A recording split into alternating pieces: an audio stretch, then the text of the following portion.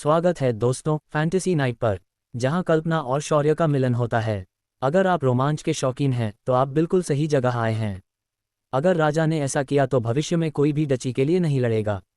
ये बात राजा समेत सभी कुलीनों को अपने दिल में पता थी।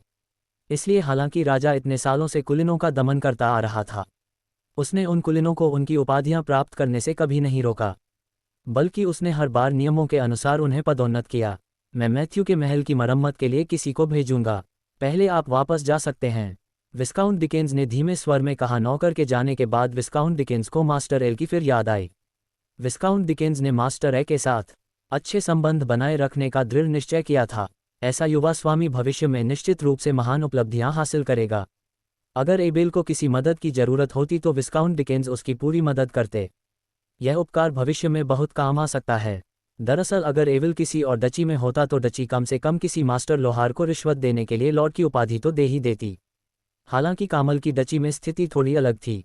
यहाँ के राजा के पास कुलीनों के विरुद्ध एक स्वाभाविक सुरक्षा कवच था, इसलिए एबेल जैसी उपाधि के बिना राजा का काम नहीं चल सकता था। इसलिए उसने ऐसा दिखावा किया कि उसे इसकी परवाह नहीं है। हेरी के महल में एबेल ने महल लौटने के बाद कुछ देर ब्लैकविंड के साथ खेला। ब्लैकविंड ये छोटा सा माउंट वुल्फ अपने अच्छे आहार की वजह से काफ़ी वजदार हो गया था। वह रोज एबेल के कमरे में इधर उधर दौड़ता रहता था। एबेल उसे चौक में नहीं छोड़ना चाहता था। ओप्स के हमले की वजह से चौक आम लोगों से भरा हुआ था और उनमें से कुछ माउंट वुल्फ के बहुत खिलाफ थे। एल ने मार्शल नाइट के साथ खाना खाया। उसे इन दिनों मार्शल नाइट के साथ खाने का मौका नहीं मिला था। ओक्स को भगा दिए जाने के बाद मार्शल नाइट को आखिरकार बैठकर खाना खाने का समय मिला। दोनों के खाने के बाद मार्शल नाइट ने एबेल को अध्ययन कक्ष में बुलाया। नौकरानी ने 2 कप कॉफ़ी डाली और उसे ऊपर ले आए। पहले उसने मार्शल नाइट के कप में कुछ मसाले डाले, फिर जब वह एबेल के कप में कुछ मसाले डालने ही वाली थी तो एबेल ने उसे रोक दिया। एबेल, मुझे तुम्हें कुछ बताना है, तुम खुद फैसला कर सकते हो। मार्शल नाइट ने कॉफ़ी की खुशबू सूंघी और आनंद से आंखें बंद कर ली। ऐसा लग रहा था जैसे वह कॉफ़ी और मसालों का स्वाद ले रहा हो। एबेल मार्शल नाइट को मसालों वाली कॉफ़ी का आनंद लेते हुए देख नहीं पा रहा था। आजकल रईस हर चीज़ में मसाले डालना पसंद करते हैं। शुक्र है कि हेरी के महल में खाने में मसाले कम ही होते थे, वरना एबेल अपनी खुद की कॉफ़ी शुरू कर देता। मामा शशल अंकल, कृपया मुझे बताइए। एबेल, अब जब तुम एक लोहार मास्टर बन गए हो तो तुम्हारी गढ़ाई की कला मेरी ज़रूरतों से कहीं बढ़कर है। तुम्हें पता है कि मैं बकर सिटी में हैरी परिवार का प्रत्यक्ष वंशज हूँ। अपने सैन्य कारनामों के कारण नाइट का पद मिलने के बाद मैंने परिवार छोड़ दिया था। हालांकि परिवार की गुप्त तकनीक मेरे लिए बंद नहीं थी। तुम मेरे उत्तराधिकारी हो, इसलिए तुम भी बेकन सिटी जाकर परिवार की गुप्त तकनीक सीख सकते हो। बेशक मेरे पास कुछ गुप्त तकनीक है जिन्हें तुम सीधे सीख सकते हो। मार्शल नाई ने बहुत औपचारिक ढंग से एबेल से कहा। एबेल ने बेनेट परिवार की कुछ गुप्त तकनीक पहले ही सीख ली थी। हालांकि वह उनका इस्तेमाल तब तक नहीं कर सकता था जब तक वह आधिकारिक नाइट के स्तर तक नहीं पहुंच जाता। अगर एबेल पहले से ही लेवल 5 का नस्फिया नाइट ना होता तो मार्शल नाइट एबेल को ये बात नहीं बताता। एवल जिस एकमात्र गुप्त तकनीक का इस्तेमाल कर सकता था वह थी नाइट की श्वास तकनीक। यह एक गुप्त तकनीक थी जो प्रशिक्षण के दौरान उत्पन्न कवि को अवशोषित करके कई नाड़ी के निर्माण को तेज करती थी। अन्य गुप्त तकनीकों की बात करें तो एवल ने 3 सीखी थी। पहली थी नाइट्स एक्सेलरेशन तकनीक। यह एक गुप्त तकनीक थी जिसमें शरीर में मौजूद लड़ाकू कई का इस्तेमाल करके गति बढ़ाई जाती थी। दूसरी थी नाइट्स एक्सप्लोजन तकनीक।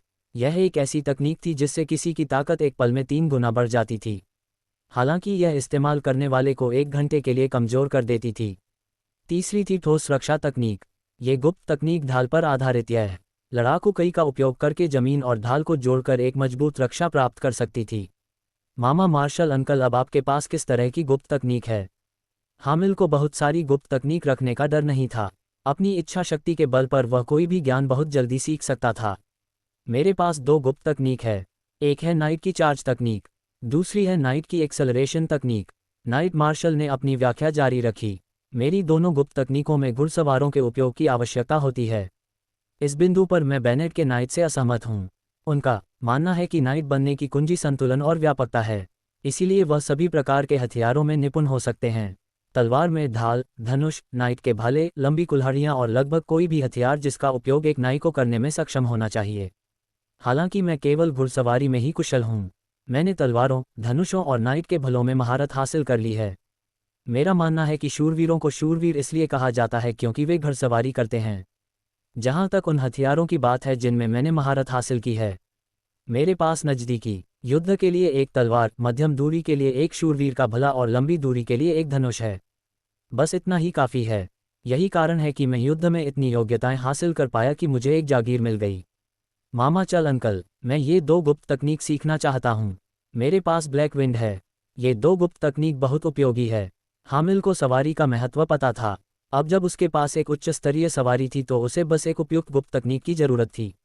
नाइट मार्शल ने एबेल को नज़रअंदाज नहीं किया। उसने किताबों की अलमारी पर रखे एक नाइट की जीवनी का बटन दबाया। उस नाइट की जीवनी अंदर गिर गई। फिर एक घिसटने की आवाज़ हुई और किताबों की अलमारी 2 टुकड़ों में फट गई, जिससे एक गुप्त कमरा दिखाई दिया। अंदर आइए, आपको ये जगह पता होनी चाहिए। ये हैरी के महल का संग्रह है।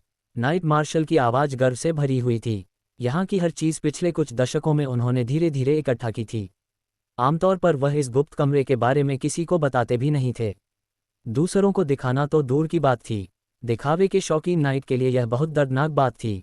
आज आखिरकार उन्हें कोई मिल ही गया जिसके साथ ये सब साझा कर सके। ये गुप्त कमरा बहुत बड़ा था। दीवारों पर कई हथियार लगे हुए थे, कुछ और के थे, कुछ इंसानों के, और यहाँ तक कि एक विशिष्ट एल शैली का धनुष भी था। नाइट मार्शल ने एवल को दीवार पर लगे हथियारों को देखते हुए देखा तो वह खुद को रोक नहीं पाया और बोला, यह उन लोगों के हथियार है जो इतने सालों से हारते आ रहे हैं। अपने विरोधियों को हराने के बाद चाहे वे उन्हें मारे या नहीं, उनके हथियार अपने पास रखना कुलीनों की आदत थी। कई कुलीन शूरवीरों में भी यही आदत थी। इस तरह के हथियार हर कुलीन शूरवीर का पसंदीदा संग्रह हुआ करते थे। गुप्त कमरे के बीच में एक बड़ी लंबी मेज थी। मेज पर कुछ बड़ी बड़ी किताबें रखी थी। इन किताबों के कवच से पता चलता था कि उनमें भूगोल, कृषि और कुछ खास गैर युद्ध संबंधी गुप्त तकनीक थी। उदाहरण के लिए एबेल ने एक किताब देखी जिसमें लोगों को त्वचा का लोशन बनाना सिखाया गया था। एल ने स्किन लोशन के बारे में पहले भी सुना था। यह एक तरह का स्किन केयर पोशन था जिसका इस्तेमाल अक्सर महिलाएं करती थी। लेकिन नाइट के कलेक्शन को देखकर एबेल की आंखें घूम गई। नाइट ने स्किन लोशन के प्रति एबेल की नफरत देखी, इसलिए वह उसे समझाए बिना नहीं रह सका। यह कोई साधारण स्किन लोशन फॉर्मूला नहीं है, ये कुलन कल्पित बोनों का फॉर्मूला है। देखो उनकी त्वचा कितनी अच्छी है। मैंने इसे वापस पाने के लिए उस जमाने में ढेर सारे सोने के सिक्के खर्च किए थे। एल सचमुच नाइट को बताना चाहता था कि एल्फ जंग से ही सुंदर होते हैं। अगर वे इस फॉर्मूले का इस्तेमाल ना भी करें तो भी वे सुंदर ही रहेंगे। लेकिन नाइट के संग्रह के मामले में एल खुद को असहाय महसूस कर रहा था। आखिरकार उसे मेज के कोने पर 2 किताबें दिखाई दी। यह शायद फहरी की 2 गुप्त तकनीकें थीं, लेकिन जगह बहुत दूर थी। किताबों की जगह देखकर लगता था कि नाइट मार्शल का स्किन लोशन फॉर्मूला इन 2 गुप्त तकनीकों से कहीं ज़्यादा महत्वपूर्ण था। एवल ने दोनों गुप्त तकनीक सीख ली और गुप्त कक्ष से बाहर निकलने ही वाला था कि अचानक एक चौकोर चिन्ह ने एल का ध्यान खींचा। चिन्ह पर कुछ आकृतियां उकेरी हुई थी। एवल को पूरा यकीन था कि यह एक रून है, लेकिन वह ठीक से नहीं जानता था कि यह कौन सा रून है। एबेल आगे बढ़ा और चौकोर बोर्ड उठा लिया। उसने नाइट मार्शल की तरफ देखा और पूछा, मामा मार्शल, यह आपको कहाँ से मिला? नाइट मार्शल ने याद करते हुए कहा, यह मुझे मेरे एक जादू का मित्र ने दिया था। उसने कहा था कि यदि आप खतरे में हो तो इसे कुचल दे तो आप दुश्मन को पीछे हटा सकते हैं। क्या आपका कोई जादूगर मित्र है? एल को सुखद आश्चर्य हुआ। उसने जादूगरों के बारे में हमेशा सुना था, लेकिन उनका विस्तृत वर्णन उसने कभी नहीं सुना था। हाँ, ये तब की बात है जब मैं बगांग शहर में ही था। एक मिशन के दौरान मैंने एक जादूगर को बचाया था।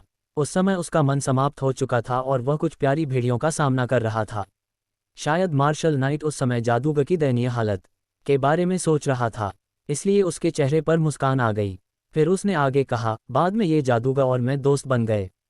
उस समय वह अभी भी एक नौसिखिया जादूगर था, चुनकी में युद्ध के मैदान में जा रहा था, इसलिए उसने इस रून चिन्ह के बदले में भारी कीमत चुकाई। यह मेरी जान बचाने के लिए था। जादूगर और शूरवीर में क्या अंतर है? एबेल ने पूछना जारी रखा कि अंतर जब तक किसी जादूगर के पास मन है, इसमें कोई शक नहीं कि वह शक्तिशाली है। लेकिन उनके बारे में सबसे ज़्यादा ईर्ष्या करने वाली बात उनकी जीवन अवधि है। नाइट मार्शल की आंखों में ईर्ष्या की एक झलक दिखाई दी। उन्होंने आगे कहा, एक शुरुआती आधिकारिक जादूगर की उम्र 300 साल तक पहुंच सकती है। हर बार जब आप स्तर बढ़ाते हैं तो आपकी उम्र काफ़ी बढ़ जाती है। लेकिन हम शूरवीरों के लिए, भले ही हम एक महान शूरवीर बन जाए, हम अपनी उम्र केवल 50 साल ही बढ़ा सकते हैं। 300 साल। एबेल की आंखें तीव्र लालसा से जल रही थी। उसने जल्दी से पूछा, मैं जादूगर कैसे बन सकता हूँ? जादूगर बनना आसान नहीं है। सबसे पहले आपको एक बिचौलिए की ज़रूरत होती है। जादूगरों का इस दुनिया के लोगों से ज़्यादा संपर्क नहीं होता। वे ऊंचे और शक्तिशाली होते हैं और उन्हें परिवार, देश या जाति के मामलों की शायद ही कोई परवाह होती है। आम लोग उनके करीब भी नहीं पहुंच सकते। जादूगर बनना तो दूर की बात है, इसके बाद आपके पास प्रतिभा होनी चाहिए। जादूगर प्रतिभा को सबसे ज़्यादा महत्व देते हैं। जादूगर बनने के लिए हर किसी को एक परीक्षा पास करनी होती है। परीक्षा पास करने वाले ही जादूगर बन सकते हैं। नाइट मार्शल ने एविल की आंखों में तड़प देखी। वह मुस्कुराए बिना नहीं रह सका। जब मुझे पता चला कि एक आधिकारिक जादूगर की उम्र 300 साल होती है, तो मैंने भी एक जादूगर दोस्त से जादूगर बनने में मदद मांगी। आखिरकार मैं परीक्षा में पास नहीं हो पाया। नाइट मार्शल का चेहरा थोड़ा उदास था, लेकिन जल्द ही वह मुस्कुराया और बोला, अगर तुम परीक्षा देना चाहते हो तो तुम्हें 15 साल की उम्र तक इंतजार करना होगा। उस समय मैं तुम्हारे साथ अपने दोस्त से मदद मांगने चलूंगा। अगर तुम परीक्षा पास कर लेते हो तो तुम्हारी उपलब्धियां बाकी सभी नाइट से आगे निकल जाएंगी। पिछले कुछ दिनों में एबेल ने जो सबसे रोमांचक बात सुनी थी वह यही थी। अगर वह जादूगर बन जाता तो एक तरफ तो वह ज़्यादा समय तक जी सकता था और दूसरी तरफ वह हर एक क्यूब में बुक ऑफ टाउन पोर्टल का इस्तेमाल भी कर सकता था। अगर वह बुक ऑफ टाउन पोर्टल का इस्तेमाल करना चाहता था तो उसे पहले जादूगर बनना होगा, तभी उसे मैना मिलेगी। मुझे परीक्षा देने के लिए 15 साल की उम्र तक इंतजार क्यों करना होगा? एबेल ने अधीरता से पूछा। मैंने सुना है कि ऐसा इसलिए है क्योंकि 15 वर्ष से कम उम्र के लोग जादू के रहस्य को नहीं समझ सकते और उनका शरीर अभी इतना विकसित नहीं हुआ है कि वे मन को अवशोषित कर सके। नाइट मार्शल जानता था कि एबेल क्या सोच रहा है, इसलिए उसने आगे कहा, तुम्हें बस 15 साल की उम्र तक इंतजार करना होगा और मैं तुम्हें वहां ले चलूंगा। रास्ते में थोड़ा समय लगेगा, लेकिन जब हम बकर सिटी पहुंच जाएंगे तो तुम कुछ समय वहां रुक सकते हो और परिवार से कुछ गुप्त तकनीकें सीख सकते हो। तब तक तुम लगभग 15 साल के हो जाओगे। एवल ने नाइट मार्शल की बातें ध्यान से सुनी। वह जानता था कि नाइट उसकी परवाह करता है और उसने इस छोटे से समय का भी ध्यान रखा। वह अपने हाथ में रूम चिन्ह रखने ही वाला था। तुम ये रूम चिन्ह रख सकते हो। मैं देख रहा हूं कि तुम्हें इसमें बहुत रुचि है। मुझे अब इसकी ज़रूरत नहीं है। यह इतने सालों से यही पड़ा है और यह बेकार है। नाइट मार्शल ने हाथ हिलाकर एबेल को रू चिन्ह हटाने का इशारा किया। शुक्रिया अंकल मार्शल। एबेल ने खुशी खुशी रू का बोर्ड हटा दिया। यह उसके लिए रू का अध्ययन करने में बहुत मददगार होगा। इसका जिक्र मत करो। नाइट मार्शल ने आबेल के सिर पर आत्मीयता से थपथपाया और दोनों गुप्त कमरे से बाहर चले गए। जब एबल अपने कमरे में लौटा तो उसे पता चला कि नाइट मार्शल का जन्मदिन 10 दिन बाद है। उसने नाइट मार्शल के लिए जन्मदिन का तोहफा पहले ही तैयार कर लिया था, लेकिन अगर वह नाइट के जन्मदिन के लिए कुछ ना करे तो यह अनुचित होगा, इसलिए उसे नाइट के लिए तोहफा तैयार करना शुरू करना पड़ा। एवल ने अपने शयन कक्ष में कुछ देर नाइट की सांस लेने की तकनीक का अभ्यास किया। उसने आज की लड़ाई का भी विश्लेषण किया। ऑक्स को मानव जगत में तेजी से आगे बढ़ना था, इसलिए उनके पास कवच तो दूर ढाल भी नहीं थी। यह मिश्रित धनुष के लिए एकदम सही मौका था, जिसे नाइट मार्शल ने हेरी का धनुष नाम दिया था। इस दुनिया में जब तक आपको कोई ऐसी सामग्री ना मिले जो स्वर्ग को चुनौती दे सके, 400 पाउंड का धनुष बनाना संभव था। कारण ये था कि धनुष की लंबी सामग्री 400 पाउंड के खिंचाव बल का सामना नहीं कर सकती थी। दूसरी ओर मिश्रित धनुष में केवल छोटी धनुष भुजा वाली सामग्री का उपयोग किया जाता था। धनुष का बाकी हिस्सा स्टील का बना होता था। दोनों दुनियाओं की उत्पादन तकनीक अलग अलग थी और इस तरह हरी का धनुष एक मारक मशीन बन गया। जब तक प्रतिद्वंदी के पास कवच ढाल ना हो, जब तक कि वह अत्यंत शक्तिशाली ना हो, उसे हरी के धनुष से मार दिया जाएगा। हालांकि हरी के धनुष की शुरुआती ताकत बहुत ज़्यादा थी। स्तर 5 के नौसिक शूरवीर के रूप में एबेल इसका इस्तेमाल मुश्किल से ही कर पाता था। सब्सक्राइब करें यूट्यूब चैनल नोबल ही। एबेल ने मार्शल नाइट के गुप्त कक्ष से प्राप्त रूल चिन्ह निकाला। मार्शल नाइट के अनुसार इस रू चिन्ह का कार्य शत्रुओं को पीछे हटाना था। केवल है स्टार रू नेफ नेफ इस क्षमता के विवरण के अनुरूप है। 4-NF दुश्मनों को पीछे हटाए। जोर 30 लंबी दूरी के हमले के लिए रक्षा। ये पहली बार था जब एविल ने किसी रू को इस रूप में देखा था। ये डायबो 2 के रण पत्थरों से काफ़ी मिलता जुलता था। फर्क बस इतना था कि डायब्लो 2 के रू पत्थर तभी काम करते थे जब वे उपकरण में जड़े होते थे। हालांकि एबिल के सामने लगे रू चिन्ह को काम करने से पहले कुचलना पड़ता था। हामिल ने रू चिन्ह उठाया और ध्यान से उसका अध्ययन किया। उसे नहीं पता था कि इस रू चिन्ह को बनाने में किस तरह की सामग्री का इस्तेमाल हुआ है। ये पत्थर जैसा दिखता था लेकिन पत्थर नहीं था। ये लकड़ी जैसा दिखता था लेकिन लकड़ी नहीं थी। वह किसी से पूछ नहीं सकता था, इसलिए उसे पता नहीं था। रू चिन्ह बने की जादुई हथियार बनाने वाली किताब की तरह ही लिखा हुआ था, लेकिन उसमें कुछ रूल सर्किट नहीं थे और उसे सक्रिय करने के लिए कोई रत्न भी नहीं था। उसे नहीं पता था कि उसे चलाने के लिए किस तरह की ऊर्जा का इस्तेमाल किया गया था। मूर्ख जब एबिल हथियार गढ़ रहा था और कुछ वस्तुएं बना रहा था तो उसके मन में इस दुनिया की तकनीक को नीचा दिखाने के विचार आए। अब जब उसने फिर से रूलों का उपयोग देखा और जादूगरों की 300 साल की पौराणिक आयु देखी तो एबेल को समझ आया कि इस दुनिया की सभ्यता एक अलग तरीके से विकसित हुई है। एल की सोच के अनुसार इस दुनिया के सबसे बुद्धिमान शोधकर्ता भी आम लोगों द्वारा उपयोग किए जाने वाले उपकरणों का अध्ययन नहीं करना चाहेंगे। उन वस्तुओं की तो बात ही छोड़ दे जो आम लोगों के दैनिक जीवन को बेहतर बना सकती है। जरा सोचिए, धरती पर हर किसी के पास एक लाइटर होता था। इस दुनिया में जादू का बस बढ़ाकर उसे जला सकते थे। तो फिर वे लाइटर जैसी किसी चीज़ का अध्ययन क्यों करते? अगर वे करते भी तो उन्हें खुद उसका इस्तेमाल करने में आसानी होती। नाइट मार्शल के अनुसार जादूगरों को आम लोगों के कामों से कोई मतलब नहीं होता था और आम लोगों के लिए उनसे संपर्क करना बहुत मुश्किल होता था। दरअसल हाबिल को यह उम्मीद नहीं थी कि जिस रू चिन्ह के बारे में उसने ज़्यादा नहीं सोचा था वह नौसिक जादूगरों के लिए भी एक मूल्यवान वस्तु थी। जादूगर जिन चीज़ों का इस्तेमाल करते थे वे बहुत महंगी थी। एबेल ने धीरे से रू कलम से चरम पत्र पर रू का चित्र बनाया। उसने हर विवरण की बारीकी से तुलना की और उसे संपूर्ण बनाने की कोशिश की। अगली सुबह एबीएल ने अपनी नाइट की बुनियादी ट्रेनिंग पूरी की और नाश्ता किया। उसने ब्लैकविन को स्टीवर्ड लिंडसे के हवाले कर दिया और अस्थायी लोहार की दुकान पर चला गया। नाइट मार्शल ने नक्शे पर वॉक के जमा होने के समय के बाद और हमले की समाप्ति की घोषणा करने का फैसला किया था, इसलिए महल लोगों से खचाखच भरा हुआ था। इन दिनों नौकर बहुत व्यस्त थे। उन्हें इतने सारे लोगों के लिए 2 समय का खाना बनाना था। इस दुनिया में अमीरों और कुलीनों को छोड़कर ज़्यादातर लोगों को सिर्फ 2 वक्त का खाना नसीब होता था। जमीन पर ढेर सारा कर चुकाने के बाद ज़्यादा कुछ बचता नहीं था। लॉर्ड होने के नाते नाइट मार्शल को भी हर साल डची को भरपूर खाना देना पड़ता था। हामिल सिटी डची का अन्न भंडार था। जब हामिल चौक से गुजर रहा था तो लोग बीच बीच में उसे प्रणाम कर रहे थे। हामिल मुस्कुराया और सिर हिलाकर अभिवादन किया। इस भाव भंगिमा से लोगों ने कहा कि प्रभु के उत्तराधिकारी युवा स्वामी हाबिल एक दयालु शांत स्वभाव के व्यक्ति थे जो अपने लोगों से प्रेम करते थे। इससे उन्होंने भविष्य के लिए आशा की किरण जगी। हाबिल अपने ऑपरेशन रूम में गया। हामिबिल ने 100 कौशल वाली एक बड़ी तलवार निकाली। मूठ पर पहले से ही एक खांचा बना हुआ था। ज़्यादातर बुनियादी सामग्रियां एक जैसी थी। अग्नि जादू रूल स्याही में अग्निगुण वाले पौधे थे। बर्फ जादू रूल स्याही में बर्फ गुण वाले पौधे। बिजली जादू रूल स्याही में विद्युत मछली का खून था और जहर जादू रूल स्याही में जहरीले सांप का जहर मिला हुआ था। अग्नि जादू रूल स्याही में अग्नि गुण वाले पौधे थे।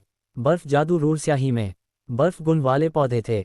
बिजली जादू रूल स्याही में विद्युत मछली का खून था और जहर जादू रूल स्याही में जहरीले सांप का जहर था। जहां तक प्रतिकर्षक रू की बात है, एबेल चारों रूनों की मूल सामग्री को ही रखना चाहता था। वह विशेष गुणों वाली अन्य सामग्रियों से छुटकारा पाना चाहता था। सामग्री बहुत ही उत्तम थी। मास्टर बेंथम कई वर्षों से हर तरह की सामग्री इकट्ठा कर रहे थे। खासकर जब एबेल ने एक जादुई हथियार बनाने में सफलता प्राप्त की तो मास्टर बेंथम ने भाड़े के सैनिकों के संग में हर तरह की सामग्री जमा कर दी थी। भाड़े के सैनिकों के संग के मिशन उन्हें और भी ताज़ा सामग्री दे सकते थे। एबेल पहली बार रूल स्याही नहीं बना रहा था, लेकिन इस बार उसके पास कोई विस्तृत कॉन्फ़िगरेशन मैनुअल नहीं था। वह केवल अपने पिछले अनुभव के आधार पर ही इसे समझने की कोशिश कर सकता था। अगर उसे एक नई रूल स्याही सही ढंग से बनानी थी तो उसे इन सामग्रियों के बीच एक नया संतुलन खोजना होगा। 1 भाग सोस ग्रास, 1 भाग ब्रेड ट्री फ्रूट, 20 बूंदे बिटर एंड ऑयल, 12 बूंदे विंटर ग्रीन ऑयल, 10 बूंदे फॉरेस्ट फ्रॉग ब्लड, 8 बूंदे रोजमरी, 12 बूंदे यूलिपस, 5 बूंदे लेमन एसेंस और शुद्ध पानी। एवल ने सारी सामग्री निकाल दी। हर बार जब वह कोई नई सामग्री डालता तो उसे 2 बार सोचना पड़ता। उसे पिघलने में लगने वाले समय, धुलाई में लगने वाले समय और आग की तीव्रता के बारे में सोचना पड़ता। ये तय करना आसान था कि रून स्याही सफल हुई या नहीं। इस दुनिया में कुछ जादुई नुस्खे थे और हाबिल के हाथ में रण स्याही उनमें से एक थी। अगर रून स्याही सफलतापूर्वक बन जाती तो उससे एक हल्की सफ़ेद रोशनी निकलती। जब तक वह सफ़ेद रोशनी चमकती रहती इसका मतलब था कि रून स्याही सफलतापूर्वक बन गई है। प्रत्येक प्रयोग के लिए एबेल ने एक ऐसी विधि का इस्तेमाल किया जो उनके पिछले जन्म में वैज्ञानिकों द्वारा आमतौर पर इस्तेमाल की जाती थी और वह थी रिकॉर्डिंग। एबेल ने समय मापने के लिए एक रेत घड़ी का इस्तेमाल किया और फिर प्रत्येक प्रयोग के प्रत्येक चरण का समय साथ ही संबंधित विषय वस्तु भी रिकॉर्ड की। अगले प्रयोग में उसने पिछले रिकॉर्ड के आधार पर छोटे छोटे बदलाव किए। एबेल बहुत धैर्यवान था। एक दिन बाद हालांकि रून स्याही सफलतापूर्वक नहीं बन पाए, एबेल के मिश्रण बनाने के कौशल में जबरदस्त सुधार हुआ। ये देखते हुए कि कल के प्रयोग के लिए ही पर्याप्त सामग्री, एबेल ने स्टीवरी लिम्स को ढूंढा और उनसे कुछ लोगों को भाड़े के सैनिकों के संग में जाकर कुछ सामग्री वापस लाने का प्रबंध करने को कहा। दूसरे दिन का मिश्रण ज़्यादा आसानी से बन गया। 86वें प्रयोग में भ्रूण स्याही एक सफ़ेद रोशनी से चमक उठी। एवल उन लोगों की प्रशंसा किए बिना नहीं रह सका जिन्होंने ये 4 रून स्याही विकसित की। इस बार उसने इसे कोई नया फॉर्मूला नहीं माना। उसने बस फॉर्मूले से कुछ सामग्री हटा दी और उसकी तुलना पिछले फॉर्मूले से की। उसने वैज्ञानिक प्रयोगात्मक विधियों का भी इस्तेमाल किया और उसे सफलता पाने में 86 बार लगे। एबेल सोच भी नहीं सकता था कि उन फॉर्मूलों को बनाने में कितना समय लगा होगा जिनमें ज़्यादा सामग्री इस्तेमाल की गई थी और जिनकी कोई तुलना नहीं थी। अपने हाथ में रून स्याही देखकर हाबिल का हृदय उपलब्धि की भावना से भर गया। अगर प्रयोग सफल रहा तो उसके हाथ की रू स्याही बाकी 4 रून स्याही से ज़्यादा मूल्यवान होगी। ऐसा इसलिए था क्योंकि उसके हाथ की रू स्याही में कोई विशेष गुण नहीं थे, इसलिए इसका ज़्यादा व्यापक रूप से उपयोग किया जाना चाहिए। रू कलम निकालकर हाबिल ने रू बनाना शुरू किया। हाबिल अपने हृदय में हर रू को जानता था। उसने अपनी इच्छा शक्ति का परिचय दिया और 100 कौशलों वाली तलवार का हर विवरण कई गुना बढ़ गया। रू कलम तलवार के पिछले हिस्से पर सहजता से घूम रहा था। मूल रून में एक रूप का अभाव था जो रत्नों की ऊर्जा से जुड़ सके। हाबिल ने 4 पूर्ण रू आरेखों के अनुसार एक ऊर्जा रून परिपथ भी जोड़ा। हामिबिल ने पाया कि अपनी इच्छा शक्ति का इस्तेमाल करके रूट्स लिखने और 100 कौशलों वाली तलवार बनाने के बाद उसकी इच्छा शक्ति थोड़ी बढ़ गई थी। आम लोग अपनी इच्छा शक्ति में इस वृद्धि को देख नहीं पाते और यह वृद्धि बहुत कम होती। हालांकि रूट्स लिखने के बाद हाबिल की इच्छा शक्ति क्षीण हो जाती। इस बार रूम्स लिखने के बाद भी उसकी इच्छा शक्ति थोड़ी बची हुई थी। इस खोज ने उसे बहुत उत्साहित कर दिया। उसे नहीं पता था कि उसे अपनी इच्छा शक्ति की मदद कहाँ से मिली, लेकिन उसे अपनी इच्छा शक्ति को प्रशिक्षित करने का कोई तरीका नहीं मिला। जैसे जैसे वह ज़्यादा से ज़्यादा रनों पर शोध करता गया उसकी इच्छा शक्ति और भी कमज़ोर होती गई। खासकर जब एल को पता चला कि उसके हाथ में मौजूद रूनों को रून भाषा प्राचीन शपथ में जोड़ा जा सकता है। चून की रूनों को एक ही बार में निकालना था, इसलिए उसकी इच्छा शक्ति प्राचीन शपथ के तीनों रूनों को निकालने के लिए पर्याप्त नहीं थी। अब उसे आखिरकार उम्मीद की एक किरण दिखाई दी। हामिल जानता था कि वह सिर्फ 13 साल का है। उम्र के साथ उसकी इच्छा शक्ति बढ़ती जानी चाहिए। अब जब उसे अपनी इच्छा शक्ति को प्रशिक्षित करने का तरीका मिल गया है तो वह निश्चित रूप से रूल भाषा प्राचीन शपथ लिख सकेगा। हामिल ने एक ऐसा रत्न चुना जो हीरे के 3 टुकड़ों से बना था। ये रत्न दुनिया का सबसे लोकप्रिय रत्न था। ये प्रेम और निष्ठा का प्रतीक था। एबेल ने हीरे को ध्यान से खांचे में रखा। अगला कदम था अपनी इच्छा शक्ति से उसे सही दिशा में ले जाना। एबेल के हॉडिक क्यूब में अब 2 विस्फोटक बड़ी तलवारें और एक टाउन पोर्टल बुक थी। उसने जंगल में भेड़िया सवार साइमन के साथ युद्ध में विस्फोटक बड़ी तलवारों में से एक का इस्तेमाल किया था, इसलिए उसके पास अभी भी बड़ी तलवार रखने की जगह थी। अगर वह असफल होता तो एबेल बड़ी तलवार को हर एक क्यूब में फेंक सकता था। अपनी इच्छा शक्ति से एबेल ने हीरे में मौजूद ऊर्जा को धीरे धीरे रू के केंद्र की ओर निर्देशित किया। आधे से ज़्यादा रूप मार्गदर्शन करने के बाद उसने पाया कि उसने जो रूल लिखा था वह ऊर्जा का सामना करने में असमर्थ प्रतीत हो रहा था। जिस स्थान पर रू छेद कर रहा था वह धीरे धीरे लाल होने लगा। फिर उस प्रतिच्छेदन पर स्थित रू धीरे धीरे पिघलने लगा। रण के पिघलने के बाद एबेल द्वारा निर्देशित ऊर्जा लुप्त हो गई। यह विफलता पिछली विफलताओं से अलग थी। रण के व्यवहार को देखते हुए एबेल को लगा कि रून स्याही में कोई समस्या है। हामिल को यह नहीं लगा कि उसने जो रून स्याही बनाई थी वह बेकार हो गई है। बनते ही रण स्याही सफ़ेद चमक उठी जो इस बात का संकेत था कि रून स्याही सफलतापूर्वक बन गई थी। क्या ऐसा इसलिए हुआ क्योंकि रून स्याही का स्तर पर्याप्त ऊंचा नहीं था या हीरे की ऊर्जा बहुत अधिक थी? हामिल ने मन ही मन सोचा रून स्याही ही सबसे अच्छी सामग्री थी जो उसे मिल सकती थी और उसे नहीं पता था कि इससे बेहतर सामग्री कहाँ से मिलेगी। फिर हामिबिल ने फिर सोचा बनों के जादुई हथियार गिरने वाली किताब में सभी प्रकार के जादुई हथियारों के लिए रून आरेख और रून स्याही विन्यास क्यों, लेकिन सरल गैर तत्वीय ऋण आरेख और ऋण स्याही विन्यास उसमें क्यों नहीं थे? दरअसल बनों के पास जादुई हथियार बनाने की किताब में गुण रहित ऋण आरेख ना डालने के अलावा कोई विकल्प नहीं था। गुण रहित रून स्याही बनाने के लिए जरूरी सामग्री मिलना बहुत मुश्किल था। ज़्यादातर सामग्री सिर्फ जादूगर बना सकते थे, जिससे गुण रहित रून स्याही का उत्पादन सीमित हो गया। गुण रहित रून स्याही को केवल एक गुण ऊर्जा से होकर गुजरना पड़ता था। गुण रहित रून स्याही, हालांकि गुण रहित रून स्याही को गुण रहित कहा जाता था, वास्तव में इसमें सभी गुणों का एक तटस्थ गुण समाहित था। हालांकि यह ज़्यादा शांत दिखती थी, लेकिन इसकी ऊर्जा भी ज़्यादा शक्तिशाली थी। साधारण रू स्याही पदार्थ इस शक्तिशाली ऊर्जा को पार नहीं कर सकते थे। यही वजह थी कि इस प्रक्रिया के दौरान एबेल का रू पिघल गया। हामिल ने अपनी छाती से एक रू चिन्ह निकाला। अगर यह रू चिन्ह किसी गैर तत्व हमले को ट्रिगर कर सकता था तो इसका मतलब था कि इस रू का इस्तेमाल किया जा सकता था। उसे बस यह नहीं पता था कि इस रू चिन्ह को लिखने के लिए किस तरह की रू स्याही का इस्तेमाल किया जाता है, लेकिन ये रू चिन्ह लिखे जाने के बाद अपने आप ही ऊर्जा का अस्तित्व बन जाता था। रू चिन्ह रू को प्रदर्शित भी कर सकता था। शायद कोई विशेष ऊर्जा थी जिसे हाबिल समझ नहीं पाया था और जो इसे सहारा दे रही थी।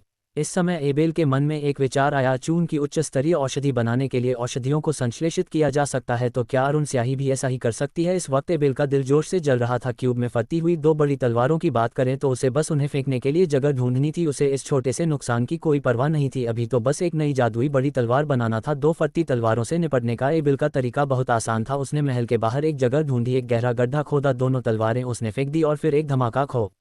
ऑपरेशन रूम में वापस आकर एबेल ने क्यूब सी टाउन पोर्टल की किताब निकाली और उसे सावधानी से लोहे के बक्से में रख दिया। एबेल के पास सबसे जरूरी चीजें हरारिक क्यूब और टाउन पोर्टल की किताब थी। जब तक उसे कुछ संश्लेषित नहीं करना होता, एबेल आमतौर पर टाउन पोर्टल की किताब को हारिक क्यूब में रख देता था। ये सबसे सुरक्षित जगह थी। एबेल ने सामग्री निकाली और नए फॉर्मूले के अनुसार 3 गुण रहित रून स्याही बनाए। उसने तीनों गुण रहित रून स्याही को हरिक क्यूब में डाला और सिंथेसाइज बटन दबाया। एक सफ़ेद रोशनी में तीनों गुण रहित रून स्याही गायब हो गई और क्यूब के ऊपरी बाएं कोने में एक रू सही दिखाई दी। सफलता। इस सफलता ने हरिक धन के इस्तेमाल का रास्ता खोल दिया। एबेल को यह नहीं पता था कि इस रून स्याही का मूल्य उसकी कल्पना से कहीं ज़्यादा था। ऐसी रू सही के बदले बौने जादूगरों को ढेर सारी कीमती देते थे। एबेल ने नई रू सही उठाए। रू स्याही ब्लैक विंड क्यूब में एक क्रिस्टल की बोतल में रखी थी। समय समय पर बोतल की दीवार पर नीले रंग के आग चमकते रहते थे। औषधियों के संश्लेषण के अपने पिछले अनुभव से एबेल जानता था कि यह एक मध्यवर्ती रून स्याही थी। मूल रून स्याही शुरुआती रून स्याही लग रही थी। फिर उसने बिना किसी रून के एक आधी अधूरी जादुई तलवार निकाली। इस बार वह और भी तेजी से लिख पा रहा था। मध्यम रू स्याही से लिखने के लिए शुरुआती रू स्याही की तुलना में ज़्यादा इच्छा शक्ति की जरूरत होती है। लिखने के बाद उसे वैसे ही कमजोरी महसूस हुई जैसी उसे पहली बार रूल लिखते समय हुई थी।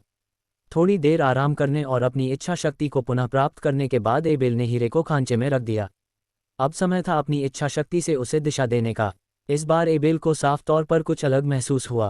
पहले तो उसे उम्मीद नहीं थी कि मार्गदर्शन इतना तेज होगा। हीरे से निकलती ऊर्जा मानो किसी राजमार्ग पर दौड़ रही हो, सीधे एबेल की इच्छा शक्ति की ओर। सौभाग्य से एबेल की प्रतिक्रिया तेज थी। उसने अपनी इच्छा शक्ति की गति तेज कर दी। मार्गदर्शन प्रक्रिया पूरी करने में उसे लगभग 15 मिनट लगे। एवल ने अपने सामने रखी जादुई तलवार को ध्यान से देखा। उस पर नीली रोशनी चमक रही थी। यह नीली रोशनी बर्फ वाली जादुई तलवार की नीली रोशनी से थोड़ी अलग थी। जब उसने ध्यान से उसकी तुलना की तो वह वही नीली रोशनी थी जो मध्यवर्ती रूम स्याही पर चमक रही थी।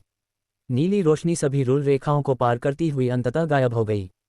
एवल ने अपने हाथ में जादुई तलवार देखी। क्या वह सफल हुआ? यह नीली रोशनी, क्या ये तलवार मूल जादुई तलवार से एक स्तर ऊपर थी? कोई भी एवल को जवाब नहीं दे सका। वह अकेला था जो अध्ययन और प्रयोग कर रहा था। हामिल ने अपने हाथ में बिना किसी गुण वाली तलवार लहराए। उसे असली तलवार से कोई फर्क महसूस नहीं हुआ। उसके इस्तेमाल करने के तरीके में भी कोई फर्क नहीं था। उसने ईंधन के रूप में इस्तेमाल होने वाली लकड़ी को काट डाला। अजीब बात यह थी कि तलवार की धार ही लकड़ी को 2 टुकड़ों में काट रही थी। इससे कोई और असर नहीं हुआ। एबेल ने टाउन पोर्टल की पुस्तक कुरारी क्यूब में वापस रख दिया और नई बनी जादुई तलवार के साथ ऑपरेशन रूम से बाहर चला गया। मार्शल अंकल कहाँ है? महल के हॉल में एबेल ने व्यस्त प्रबंधक लिंसे को रोका। युवा मास्टर प्रशिक्षण कक्ष में है।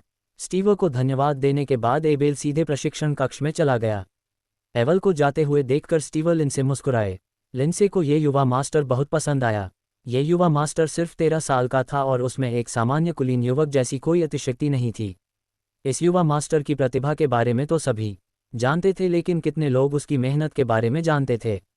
लिंसे ने कई नेक नौजवान देखे थे, लेकिन उनमें से कोई भी उस युवा गुरु जितना मेहनती नहीं था। लोहार गुरु बनने के बाद भी युवा गुरु जब तक समय मिलता लोहार की दुकान में कड़ी मेहनत करता। लिंसे को कई ऐसी बातें भी पता थी जो बाहरी लोग नहीं जानते थे, जैसे नाइट मार्शल की पसंदीदा बर्फीली जादुई तलवार और महल को बचाने वाला डरावना है हरी का धनुष।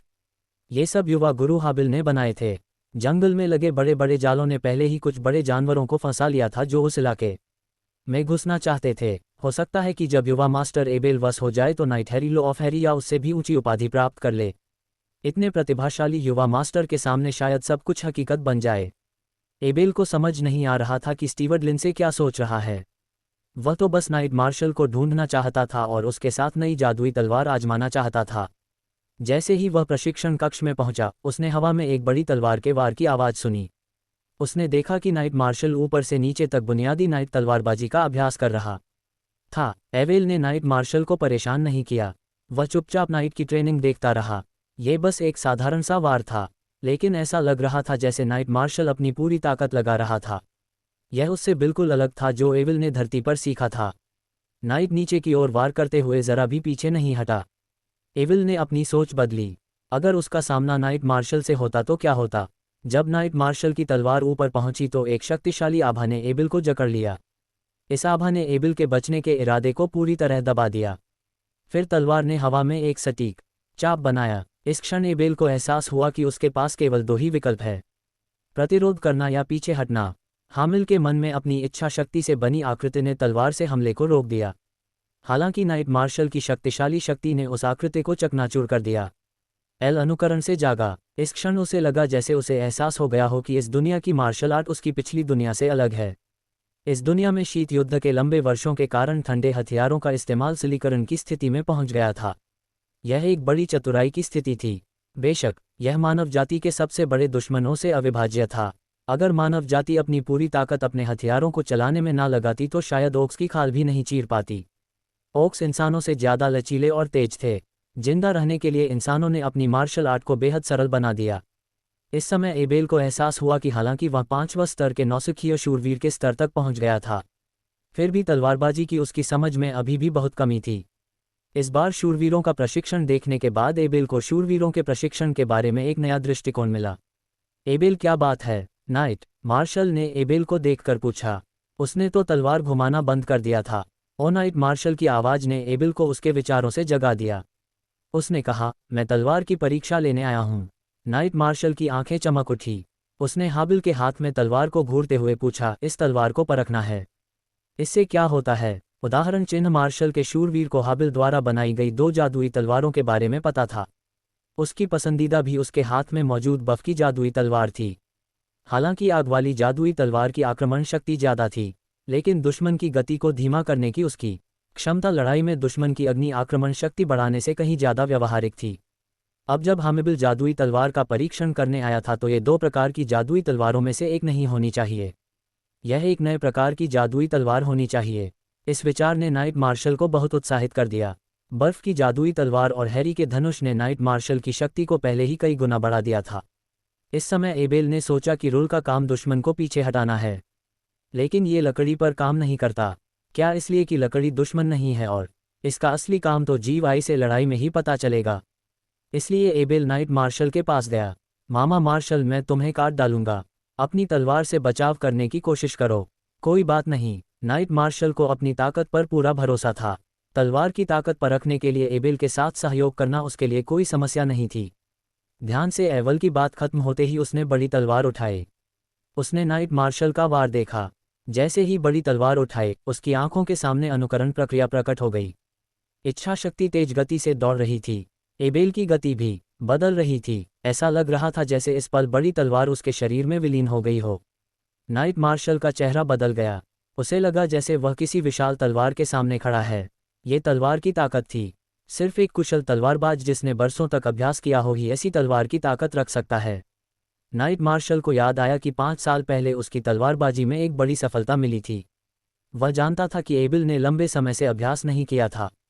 नाइट एबेल का प्रशिक्षण संभालने से पहले उसने एबेल का प्रशिक्षण नाइट ऑफ बैनेट को सौंप दिया था। हाबिल अपने पहले 100 कौशलों की अवस्था में प्रवेश कर गया था।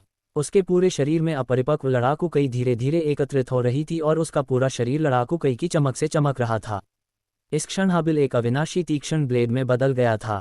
जैसे ही संचित शक्ति अपने चरम पर पहुंची, हामिबिल के शरीर की सारी लड़ाकू की हुई इस क्षण बड़ी तलवार की ओर दौड़ पड़ी। हालांकि उसका स्तर पर्याप्त ऊंचा नहीं था, इसलिए लड़ाकू की खी हुई बड़ी तलवार में प्रवेश नहीं कर सकी। लेकिन लड़ाकू खई के त्वरण के तहत बड़ी तलवार ने तेजी से उसे काट डाला। जैसे ही बड़ी तलवार ने उसे काटा, वह चम्मा पत्र के पतले टुकड़े को काटने जैसा था, जिससे एक फटने जैसी आवाज आई। नाइट मार्शल ने मन ही मन बुदबुदाया, कोई भी इस तलवार का सीधा सामना नहीं कर सकता। एक मध्यवर्ती नाइट के रूप में वह इस तलवार का सीधा सामना कर सकता था, लेकिन उसे अपनी लड़ाकू कई का इस्तेमाल करना होगा। एक मध्यवर्ती नाइट के रूप में जब तक वह अपनी लड़ाकू कई का इस्तेमाल करता रहेगा, एबेल को रोकना और उसे चोट पहुंचाना मुश्किल होगा। नाइट मार्शल पीछे कूदा और एबेल की तलवार को चकमा दे दिया। एल ने मानो अपनी सारी ताकत लगा दी थी। वह बड़ी तलवार पकड़ नहीं पाया और वह जोर से जमीन पर गिर पड़ी। एबेल भी जमीन पर बैठ गया और हाफता रहा। एक प्रशिक्षु शूरवीर अपनी लड़ाकू कई का इस्तेमाल सिर्फ एक बार ही कर सकता था। हालांकि इससे प्रशिक्षु शूरवीर की नींव को कोई नुकसान नहीं पहुंचता, फिर भी उसे ठीक होने में कुछ दिन लगेंगे। हामिल ने अभी अभी तलवार की शक्ति पर अकल्पनीय रूप से विजय प्राप्त की थी।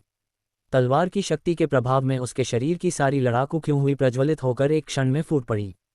क्या गलत? जब एबेल जमीन पर बैठा तो वह अभी अभी अचानक हुई घटना से जागा था। वह अभी भी थोड़ा उलझन में था। नाइट मार्शल को लगा कि वह सूअर जैसा मूर्ख है। उसके सामने बैठा 13 साल का लड़का एक ही बार में तलवारबाजी सीख गया। उसका क्या, वह दशकों से तलवारबाजी का अभ्यास कर रहा था और 30 की उम्र में ही सीख पाया था। और हाँ, उसे जिंदगी में कभी कोई आत्मज्ञान नहीं हुआ था। नाइट के मुताबिक उसके सामने वाले आदमी को पहले ही 2 आत्मज्ञान हो चुके थे। लोगों के बीच इतना बड़ा अंतर कैसे हो सकता है? नाइट मार्शल का मन विचारों से भरा था, लेकिन अंत में उसे खुशी ने घेर लिया। उसके सामने खड़ा लड़का उसका उत्तराधिकारी था। परिवार हेरी का प्रतिभाशाली। तुम्हें एक और आभास हुआ? नाइट मार्शल ने दांत पीसते हुए कहा। कोई आश्चर्य नहीं कि मैं इतना थक गया हूँ। हर बार ऐसा ही होता है। एवल की आवाज में बेबसी का भाव था, मानो इस घटना ने उसे बदकिस्मत बना दिया हो। नाइट मार्शल की आंखें बार बार ठंडी चमक से चमक उठ थी। वह अपनी मुठ्ठियां भी कर सोचने लगा कि क्या जाकर इस लड़के को पीटना चाहिए। यह इस बात का एक विशिष्ट उदाहरण था कि उसे पता ही नहीं था कि वह कितना भाग्यशाली है। तुम पीछे क्यों हट गए? क्या यह अभी तलवार की वजह से हुआ था? एबेल ने पाया कि नाइट मार्शल की स्थिति बदल गई थी, इसलिए उसने आश्चर्य से पूछा, तुम पागल हो? मैं तुम्हारे साथ पागल नहीं होने वाला। मैं खुद पीछे हट गया। नाइट मार्शल ने एबेल के स्वर में आश्चर्य नहीं देखा और सीधे जवाब दिया। निराश हाबिल खड़ा हुआ और पाया कि उसकी ताकत कुछ हद तक वापस आ गई है। युद्ध की क्यूई के बारे में सोचने की कोई जरूरत नहीं थी। उसके शरीर में मेरिडियन एक खलीखोल बन गए थे, लेकिन जब तक उसके पास ताकत है सब ठीक रहेगा। चलो फिर से करते हैं। इस बार मैं सीधा काटूंगा। तुम इसे रोक सकते हो? हामिल ने फिर तलवार उठाई। इस बार क्योंकि उसकी ताकत वापस नहीं आई थी, इसलिए जब उसने तलवार अपने सिर के ऊपर उठाई तो वह कमजोर लग रहा था। नाइट मार्शल ने रक्षात्मक कदम उठाया। उसने तलवार अपनी छाती के सामने रखी और एविल को एक नज़र से इशारा किया कि अब वह शुरू कर सकता है। तलवार नीचे आई। इस बार तलवार की गति बहुत धीमी थी। नाइट मार्शल को लग रहा था कि तलवार को रोकने में ज़्यादा मेहनत नहीं लगेगी। जब तक वह हिलेगा नहीं तब तक वह उसे रोक पाएगा। दोनों तलवारें आपस में टकराए। एवल की तलवार नाइट मार्शल की तलवार से टकराए। ज़्यादा आवाज़ नहीं हुई क्योंकि पहले से ही ज़्यादा ताकत नहीं थी। नाइट मार्शल ने आसानी से एवेल की तलवार रोक दी। तलवार की ताकत बहुत कमज़ोर। नाइट मार्शल एवेल पर हंसने ही वाला था कि एल की तलवार से एक कदम में शक्ति निकली। इस शक्ति में चोट पहुंचाने की कोई ताकत नहीं थी, लेकिन इसमें पहाड़ जैसा दबाव था। 1 कदम, 2 कदम, 3 कदम। नाइट मार्शल 10 कदम पीछे हटे, फिर रुके। नाइट मार्शल के चेहरे का सुकून गायब हो गया। उसकी जगह एक अवर्णीय सदमे ने ले ली। उसे पूरा यकीन था कि अभी जो बल लगा था वह एबेल का नहीं था। वही यह भी जानता था कि एबेल के शरीर में जरा भी ताकत नहीं थी। उस बल ने नाइट मार्शल को छोटा महसूस कराया। नाइट मार्शल ने बहुत समय से ऐसा महसूस नहीं किया था। पिछली बार उसे ऐसा तब लगा था जब उसका सामना किसी नाइट से हुआ था, लेकिन इस बार यह एहसास नाइट से भी ज़्यादा जोरदार था। नाइट मार्शल जिस शक्ति की व्याख्या नहीं कर सका वह वास्तव में तलवार में निहित कानून की शक्ति थी। दुश्मन चाहे कितना भी शक्तिशाली क्यों ना हो, इस शक्ति का प्रतिकार कानून के अनुसार ही किया जाना चाहिए। हामिल और नाइट मार्शल के लिए ये शक्ति बहुत अधिक थी। इस तलवार का क्या काम है? नाइट मार्शल ने एविल के हाथ में तलवार को भरा। उसे छीनने का आवेग हुआ। नाइट मार्शल चिल्लाया और अपने पूरे शरीर को युद्ध ऊर्जा से ढक लिया। उसकी तलवार युद्ध ऊर्जा से नहीं चमकी क्योंकि वह एबेल को चोट नहीं पहुंचाना चाहता था। फिर से कोशिश करते हैं। नाइट मार्शल हार नहीं मानना चाहता था क्योंकि उसने युद्ध ऊर्जा का इस्तेमाल नहीं किया था, या यूं कहे कि एक मध्यवर्ती नाइट को अपनी युद्ध ऊर्जा पर अटूट भरोसा था। एबेल ने नाइट मार्शल की ओर देखा जो युद्ध ऊर्जा से चमक रहा था। वह समय भी बहुत कमजोर था, लेकिन नाइट मार्शल की दृढ़ आंखों को देखते हुए एबेल ने एक गहरी सांस ली और अपनी तलवार फिर से अपने सिर के ऊपर उठा ली। इस बार एबेल ने मार्शल नाइट को काटने के लिए अपनी शारीरिक शक्ति का इस्तेमाल नहीं किया। वह नाइट की युद्ध शक्ति को लेकर सचमुच चिंतित था। वह अच्छी तरह जानता था कि इस दुनिया के पेशे पृथ्वी पर मार्शल आर्ट करने वालों जैसे नहीं है। वे किसी खास बिंदु पर रुकने पर ध्यान नहीं देते। यहाँ वे लोगों को काटने के लिए लकड़ी की तलवार का इस्तेमाल करते हैं। चोटें लगना लाजमी था। गुरुत्वाकर्षण के प्रभाव में तलवार ने मार्शल नाइट की तलवार को धीरे से काट दिया। मार्शल नाइट को भी लगा कि यह एबेल बस दिखावा कर रहा था। मार्शल नाइट की तलवार हाबिल की तलवार से टकराए। इस बार हाबिल ने कोई ताकत नहीं लगाई। टक्कर के बाद तलवार वापस भी नहीं लौटी। बस हल्के से मार्शल की तलवार को छू गई। मार्शल नाइट कुछ कहने ही वाला था कि तभी एक विशाल अजय शक्ति फिर से प्रकट हो गई। मार्शल नाइट अपनी युद्ध ऊर्जा का इस्तेमाल इस शक्ति से लड़ने के लिए करना चाहता था, लेकिन इंसान की युद्ध ऊर्जा पहाड़ का सामना कैसे कर सकती थी। मार्शल नाइट को उस समय ऐसा ही महसूस हुआ। 1 कदम, 2 कदम, 3 कदम, 10 कदम। इस बार मार्शल नाइट 10 कदम पीछे हट गया। लगभग वही स्थिति थी जो पहले थी। भले ही मार्शल नाइट ने अपनी युद्ध शक्ति का इस्तेमाल किया हो और एबिल ने कोई ताकत नहीं लगाई हो, लेकिन इससे इस बात में कोई बदलाव नहीं आया कि वह पीछे हट गया था। एबिल, मैं वास्तव में 2 तलवारें चलाने में बहुत अच्छा हूँ। नाइट मार्शल ने एबिल के हाथ में जादुई तलवार को ईर्ष्या से देखा और ऐसी आवाज में कहा जिससे ऐसा लग रहा था कि वह किसी बच्चे से कैंडी चुराने की कोशिश कर रहा है। ये जादुई तलवार मार्शल के शूरवीर की ताकत के लिए बेहद अहम थी। अगर मार्शल के शूरवीर को पहले से पता होता कि उसका प्रतिद्वंदी पीछे हट जाएगा तो वह पहले से ही फैसला ले सकता था और अपने प्रतिद्वंदी को मारने के लिए अगला कदम उठा सकता था। हालांकि अगर उसका प्रतिद्वंदी अचानक पकड़ा जाता तो तलवार से उसके मारे जाने की संभावना ज़्यादा होती थी। या फिर एक और स्थिति थी जहां मार्शल नाइट का सामना एक अजय प्रतिद्वंदी से होता। मार्शल नाइट तब तक बच सकता था जब तक वह अपने प्रतिद्वंदी को 10 कदम पीछे धकेल सकता था। ये जादुई तलवार एक शूरवीर की जान थी। आमतौर पर उसे इसका इस्तेमाल करने की जरूरत नहीं पड़ती थी। इससे उसकी जान बच सकती थी या दुश्मन पर जीत हासिल हो सकती थी। खैर, तलवार का वजन एक मध्यम दर्जे के शूरवीर के लिए मां मार्शल अंकल, ये लीजिए। एवल ने कुछ नहीं कहा और सीधे मार्शल नाइट की ओर जादुई तलवार फेंक दी। इस जादुई तलवार पर लगा रू मार्शल ने दिया था। नाइट ने उसकी इतनी मदद की थी कि जादुई तलवार कुछ भी नहीं थी। एवल ने फिर कहा, इस तलवार पर लगा रू वही रू है जो तुमने मुझे कुछ दिन पहले दिया था। मैंने इसे जादुई तलवार में बदल दिया है और यह अच्छी तरह काम कर रही है। नाइट मार्शल को लगा कि उसका दिमाग गड़बड़ा गया है। रून 10 साल से भी ज़्यादा समय से गुप्त कमरे में पड़ा था। उसने कुछ दिन पहले ही उसे एबिल को दिया था और एबिल ने उसी प्रभाव वाली एक जादुई तलवार बना ली। लेकिन एक जादुई तलवार एक रन के समान कैसे हो सकती है? रून को कुचलने से वह सक्रिय हो जाता था, लेकिन कुचलने के बाद वह गायब हो जाता था। दूसरी ओर जादुई तलवार हर बार तलवार घुमाने पर सक्रिय हो जाती थी और इस जादुई तलवार की क्षमता इतनी प्रबल थी।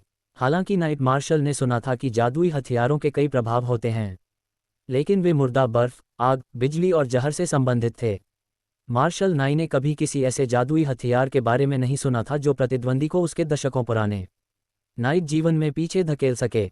मार्शल नाइट ने अपने सामने एल को देखा। वह सिर्फ एक रूल से इतना शक्तिशाली जादुई हथियार बना सकता था। ऐसे व्यक्ति को अब प्रतिभाशाली नहीं कहा जा सकता था। मार्शल नाइट एल का वर्णन कैसे करें ये समझ नहीं पा रहा था। वह बस खुद से कह रहा था कि उसे एविल को जादूगर के पास भेजना ही होगा। ऐसी अद्वितीय प्रतिभा को साधारण दुनिया में नहीं आना चाहिए। माँ मार्शल अंकल, कृपया अपना अभ्यास जारी रखें, मैं पहले चलता हूँ। एबिल ने देखा कि नाइट मार्शल कुछ सोच रहा था, इसलिए वह उसे परेशान नहीं करना चाहता था, इसलिए उसने मुड़कर अलविदा कहा। एबिल, कुछ दिनों तक अच्छी तरह आराम करो, कुछ दिनों तक लड़ाकू की का इस्तेमाल मत करो। नाइट मार्शल को होश आया और उन्होंने एबिल को चेतावनी दी। जब कोई प्रशिक्षु शूरवीर पहली बार लड़ाकूची का प्रयोग करता तो उसकी नसों में मौजूद सारी लड़ाकूची खर्च हो जाती। उसके बाद उसकी नसें एक खली खोल बन जाती। जब तक वह कुछ दिन आराम करता उसकी नसें स्वाभाविक रूप से ठीक हो जाती। हालांकि अगर वह इस दौरान दूसरी बार लड़ाकूची का प्रयोग करता तो उसकी नसों की सारी ऊर्जा खर्च हो जाती। उस समय खाली खोल भी गायब हो जाता। बिना आधार के ठीक होने का कोई रास्ता नहीं होता। एबल जाहिर है ये जानता था। वह इस समय कुछ नहीं करने वाला था। वह इस समय का उपयोग अपने कमरे में वापस जाकर अपनी इच्छा शक्ति को प्रशिक्षित करने के लिए कुछ रूम बनाना चाहता था। एल के जाने के बाद नाइट मार्शल के हाथ में वह जादुई तलवार थी जिसमें कोई विशेषता नहीं थी। उसका हृदय गर्व से भर गया था। उसका मन कर रहा था कि वह हाथ सिटी जाकर विनुट विकन से युद्ध करे। बेशक ये नाइट मार्शल की एक खूबसूरत कल्पना मात्र थी। दोनों में 2 स्तरों का अंतर था। नाइट के कप्तान के रूप में विस्काउंट विकेंस निश्चित रूप से नाइट मार्शल को बुरी तरह हरा सकते थे। हथियार चाहे कितना भी शक्तिशाली क्यों ना हो, निरंकुश शक्ति के सामने वह बेकार था। शूरवीर के कप्तान के रूप में एक शूरवीर अपने शरीर के बाहर लड़ाकू की हुई कवच का एक समूह बना सकता था। सभी प्रकार के शक्तिशाली हमले कमजोर हो जाते थे और साधारण हमले लड़ाकू की हुई कवच को हिला भी नहीं पाते थे। उदाहरण के लिए खैरी के धनुष जैसा शक्तिशाली हथियार निम्न स्तर के व्यवसायों के लिए एक दुवन होगा, लेकिन उच्च स्तर के व्यवसायों के लिए खतरा बहुत कम था। नाइट मार्शल ने विशेषता रहित जादुई तलवार ली और प्रशिक्षण कक्ष में कुछ देर तक उसका परीक्षण किया। उसे तलवार के प्रदर्शन की प्रारंभिक समझ थी। उसने महसूस किया कि इसका उपयोग केवल दुश्मनों को खदेड़ने के लिए ही किया जा सकता है। इस प्रकार की गुप्त विधि नाइट मार्शल को बहुत पसंद थी। उसने अपनी पीठ पर 2 जादुई तलवारें, एक बाएं और एक दाएं और एक दूसरे के ऊपर रखी। इस समय नाइट मार्शल ओक्स के हमले के समाप्त होने का इंतजार नहीं कर सका था कि वह बेनेट कैसल जाकर नाइट बैनर के साथ एक अच्छी तलवार प्रतियोगिता कर सके। इस समय हाबिल अभी अभी अपने कमरे में लौटा था और आराम कुर्सी पर बैठा था। वह सोच रहा था कि उसे कोई महाजादुई हथियार बनाना चाहिए या नहीं। अब जबकि वह रूल स्याही को उच्च स्तरीय रूल स्याही में उन्नत कर सकता था और उसके पास ऊर्जा स्रोत के रूप में एक उत्तम नीलम ही था, तो सिद्धांत वह एक महाजादुई बफ तलवार बना सकता था जिसमें ऊर्जा स्रोत के रूप में एक उच्च स्तरीय रूल स्याही और ऊर्जा स्रोत के रूप में एक उत्तम नीलम हो। एल मन ही मन यही सोच रहा था। वह इसे आजमाने के लिए बेताब था, लेकिन अभी उसका शरीर इतना कमजोर था कि उसने यह विचार छोड़ दिया। उसे अपना शोध जारी रखने के लिए तब तक इंतजार करना था जब तक उसका शरीर ठीक ना हो जाए। एल ने एक रू कलम निकाली और उसे रू स्याही में डुबोया। उसने लकड़ी के एक आयताकार टुकड़े पर रू बनाना शुरू किया। अपनी इच्छा शक्ति को प्रशिक्षित करने का यही एकमात्र तरीका उसके दिमाग में था। केवल रू स्याही से ही वह अपनी इच्छा शक्ति को और भी बेहतर ढंग से उत्तेजित कर सकता था। साधारण स्याही से ऐसा प्रभाव नहीं पड़ सकता था। स्टीवन लिन से पहले ही भाड़े के सैनिकों के संग से ढेर सारी सामग्री वापस ला चुके थे। जब एबेल ने हरादिक के घन में अपने 5 अंकों के सोने के सिक्कों को देखा तो वह अपनी मुस्कान रोक नहीं पाया। उसके पास ढेर सारे सोने के सिक्के थे और उसकी छोटी सी तिजोरी पूरी तरह भरी हुई थी। हाबिल की रू कलम कभी अजगर और सांपों की तरह हिलती तो कभी बहते पानी की तरह। यह अग्नि रून था जिससे हाबिल बहुत परिचित था। उसकी इच्छा शक्ति भी लगातार भस्म हो रही थी। जब रू पूरा हो गया तो हाबिल को लगा कि लकड़ी पर रून खींचने के बाद हवा में कोई चीज़ उसकी ओर आकर्षित हो रही है। फिर मानो लकड़ी जल गई हो। रून की रेखाएं धीरे धीरे काली हो गई। अंत में लकड़ी का पूरा टुकड़ा कोयले के टुकड़े में बदल गया। रून हवा में मौजूद ऊर्जा को स्वतः ही अवशोषित कर सकते थे। ये पहली बार था जब एबेल ने किसी अधातु पदार्थ पर रून बनाया था। उसे इसकी उम्मीद नहीं थी। रून वास्तव में बहुत अस्थिर जादुई प्रतीक थे। अगर रूल स्याही में मौजूद पदार्थ और स्टील की सतह के बीच स्थिर संतुलन ना होता तो रूल समय के साथ धीरे धीरे ऊर्जा संचित करता। अंततः या तो रूल स्याही में मौजूद पदार्थ क्षतिग्रस्त हो जाता या ऊर्जा विस्फोटित हो जाती। ईमेल को लगा जैसे कोई उसके पैर को कुतर रहा है। उसने नीचे देखा तो ब्लैक विंड उसके पैर को कुतर रहा था। ऐसा लग रहा था जैसे उसे बहुत मजा आ रहा हो। उसने काली हवा को जमीन से उठाया और उसके मुलायम फर को धीरे से सहलाया। काली हवा अब एक छोटे पिल्ले जैसी लग रही थी। काली हवा को हर दिन ढेर सारा खाना खाना पड़ता था। हालांकि काली हवा अभी भी छोटी थी, लेकिन वह हर दिन जितने सोने के सिक्के खाती थी वह एक वयस्क युद्ध के घोड़े के बराबर था। काली हवा से परेशान होने के बाद एबेल अब अपनी इच्छा शक्ति का अभ्यास जारी रखने के मूड में नहीं था।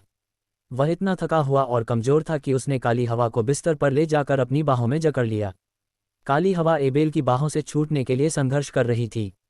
वह बहुत ऊर्जावान थी और बिल्कुल भी सोना नहीं चाहती थी। आखिरकार उसे लगा कि उसके मालिक का आलियान पहले जैसा मजबूत नहीं रहा। वह छटपटाकर अपने मालिक की बाहों से छूटी और पलट कर देखा कि उसका मालिक पहले ही सो चुका था। अगले दिन जब दोपहर होने को थी, हाबिल को अपने चेहरे पर खुजली महसूस हुई। उसने आंखें खोली और देखा कि काली हवा अपनी छोटी सी जीभ से उसका चेहरा चाट रही है। जब उसने हाबिल को आंखें खोलते देखा तो वह धीरे से उस पर भौंकने लगी। आत्मा के संपर्क से हाबिल को पता चल गया कि काली हवा भूखी है। आमतौर पर नौकर सुबह काली हवा को खाना खिलाने आते थे, लेकिन आज हाबिल प्रशिक्षण के लिए जल्दी नहीं उठा था, इसलिए नौकरों ने हाबिल को परेशान करने की हिम्मत नहीं की। काली हवा भूख से तड़प रही थी। उसने पलन के पास लगी घंटी बजाई और एक नौकरानी अंदर आई। चकी हाबिल आमतौर पर बहुत व्यस्त रहता था और हाबिल बहुत छोटा था, इसलिए उसकी नौकरानी भी अक्सर दूसरे कामों में व्यस्त रहती थी। दूसरे युवा रईसों के उलट सभी नौकरानियां जवान और खूबसूरत थी और सिर्फ एक ही व्यक्ति की सेवा करती थी। नौकरानी को ब्लैकविन की देखभाल करने का निर्देश देने के बाद एबेल ने नहाया और नौकरानी से स्टीवर्ड लिंडसे को बुलाने के लिए कहा। युवा स्वामी, क्या आप मुझे ढूंढ रहे हैं? स्टीवर्ड लिंडसे हमेशा की तरह अच्छी तरह से इस्त्री किया हुआ स्टीवर्ड सूट पहने हुए थे। मैं आपसे मेरे लिए कुछ करने के लिए कहना चाहता हूँ। हामिल ने 2000 सोने के सिक्कों से भरी एक थैली भंडारी को देते हुए कहा, मैं चाहता हूं कि तुम मेरे लिए एक आलीशान गाड़ी खरीद दो। लिंडसे की आंखें सवालों से भरी थी। महल में 2 गाड़ियां थी, एक नाइट मार्शल के लिए थी और दूसरी बैकअप के लिए। उसने सोचा कि एबेल को इस बारे में पता नहीं है, इसलिए उसने कहा, अगर तुम्हें गाड़ी चाहिए तो महल में एक और है। एबेल ने देखा कि प्रबंधक ने उसकी बात का अर्थ गलत समझा है, इसलिए उसने समझाया, मुझे एक आलीशान गाड़ी में बदलाव करने की ज़रूरत है। मैं इसे जल्द से जल्द प्राप्त करना चाहता हूं क्योंकि मैं 10 दिनों में बदलाव पूरा करना चाहता हूं। स्टीवन से समझ गए कि एल का क्या मतलब था। उन्होंने मुस्कुराते हुए कहा, हाँ, मैं किसी को इसे खरीदने का इंतजाम करूंगा और चुपचाप आपके ऑपरेशन रूम में भिजवा दूंगा। एबेल समझ गया कि प्रबंधक को पहले से ही पता था कि यह नाइट मार्शल की तरफ से जन्मदिन का तोहफा है। उसने मुस्कुराते हुए प्रबंधक को धन्यवाद दिया। शुक्रिया। स्टीव के जाने के बाद एबेल ने अपना शरीर तानकर हवा में कुछ मुक्के मारे। उसे लगा कि उसकी ताकत लगभग वापस आ गई है। जब तक वह अपनी युद्ध शक्ति का इस्तेमाल नहीं करता तब तक वह ठीक रहेगा। उसने गाड़ी आने से पहले अपने पिछले विचार को परखने का फैसला किया और देखा कि क्या वह एक सुपर आइस मैजिक तलवार बना सकता है। एल महल में अस्थायी लोहार की दुकान पर आया। दूसरे लोहारों और मास्टर बेंथम का अभिवादन करने के बाद वह अपने कमरे में चला गया। हामिल ने ऑपरेशन रूम का दरवाजा बंद कर दिया।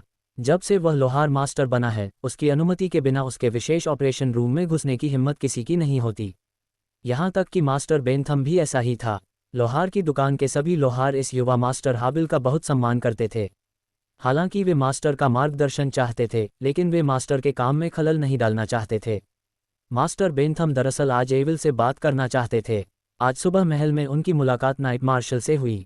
जब उन्होंने नाइट की पीठ पर 2 तलवारें देखी तो उन्हें अंदाजा हो गया कि एविल ने जरूर कोई नया काम किया होगा। नाइट मार्शल के बारे में उनकी समझ के आधार पर तलवारों की गुणवत्ता जरूर बहुत ऊंची होगी, इतनी ऊंची कि नाइट दूसरों के मजाक को नज़रअंदाज कर सके। लेकिन जब उसने हाबिल के अभिवादन के बाद उसके उत्सुक भाव देखे तो वह उसे परेशान नहीं करना चाहता था। ये स्पष्ट था कि हाबिल अब अपनी कला के चरम पर था। पुराने जमाने में कहा जाता था कि जब भी कोई लोहार गुरु बनता है तो एक जबरदस्त दौर आता है। इस दौरान बेहतर काम और नए हुनर बड़ी संख्या में सामने आते हैं। कुछ लोग इस स्थिति को संचय का नतीजा कहते हैं। कुछ लोगों का मानना था कि लोहार गुरु बनने का एक मकसद होता है और लोहार गुरु बनने के बाद उन्हें अपने हुनर का इस्तेमाल करने की ज़्यादा आज़ादी मिलती है। मास्टर बेंथम ने सोचा कि एबिल की वर्तमान स्थिति एक लोहार मास्टर जैसी है। वह एक लोहार मास्टर के जीवन की सबसे शानदार स्थिति को बिगाड़ना नहीं चाहते थे, भले ही वह लोहार मास्टर केवल 13 वर्ष का ही क्यों ना हो। आजकल हाबिल शायद ही कभी सो कौशल वाली शुद्ध तलवारें बनाता था। ऑपरेशन रूम में ज़्यादातर तलवारें जादुई तलवारों के कच्चे टुकड़े थी। वे खांचे वाली आधी अधूरी थी, लेकिन उन पर कोई रू नहीं बना था। उन्होंने बर्फ विशेषता रू स्याही के 3 सेट निकाले और उन्हें हर एक क्यूब में डाल दिया, जिससे एक मध्यवर्ती बर्फ विशेषता रू स्याही का संश्लेषण हुआ जो नीली रोशनी के साथ चमकती थी। फिर उसने खुरदरी जादुई तलवार निकाली और रू कलम से मध्यम बर्फ गुण वाली रू स्याही खींची। जब उसकी इच्छा शक्ति लगभग समाप्त होने वाली थी तब रू सफलतापूर्वक खींच लिया गया। थोड़ी देर आराम करने के बाद हाबिल ने अपनी इच्छा शक्ति के पुनः प्राप्त होने का इंतजार किया। उसने अपनी इच्छा शक्ति की जांच की और पाया कि वह फिर से बढ़ गई है। ये स्पष्ट नहीं था, लेकिन जैसे जैसे वह अपनी इच्छा शक्ति का अधिकाधिक उपयोग करता गया, वह अपनी इच्छा शक्ति से और अधिक परिचित होता गया। ये वृद्धि बस एक छोटी सी थी, लेकिन वह इसे अभी भी महसूस कर सकता था। उसने अपनी बाहों से चमकता हुआ उत्तम नीलम निकाला और उसे कार्ड स्लॉट में डाल दिया। एक औजार से उसे धीरे से मजबूत करने के बाद अगला कदम था इच्छाशक्ति को दिशा देना। इच्छाशक्ति के रूम में प्रवेश करने के बाद वह नीलम से जुड़े ऊर्जारूढ़ परिपथ से होते हुए धीरे धीरे पूर्ण नीलम के निकट पहुंच गया। हीरे के मार्गदर्शन के अनुभव से एबेल को पता था कि उसे बहुत सावधान रहना होगा। नीलम की ऊर्जा जितनी प्रबल होगी, ऊर्जा की गति उतनी ही तेज होगी। जब वह उत्तम नीलम के पास पहुंचा तो नीलम एक नीली रोशनी से चमक उठा और एक हड्डियां कंपा देने वाली ठंडी ऊर्जा हाबिल की इच्छा शक्ति की ओर दौड़ पड़ी।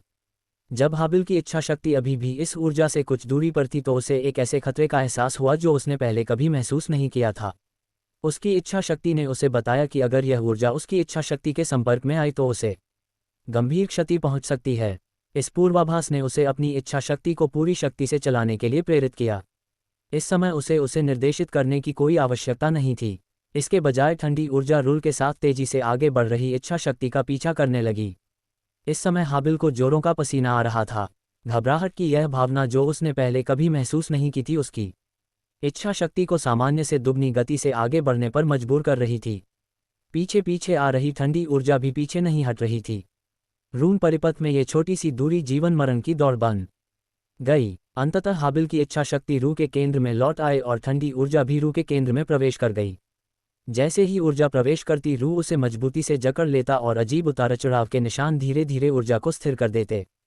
फिर मूड से शुरू होकर ऊर्जा परिपथ से रूह के केंद्र तक एक नीली रोशनी चमकी।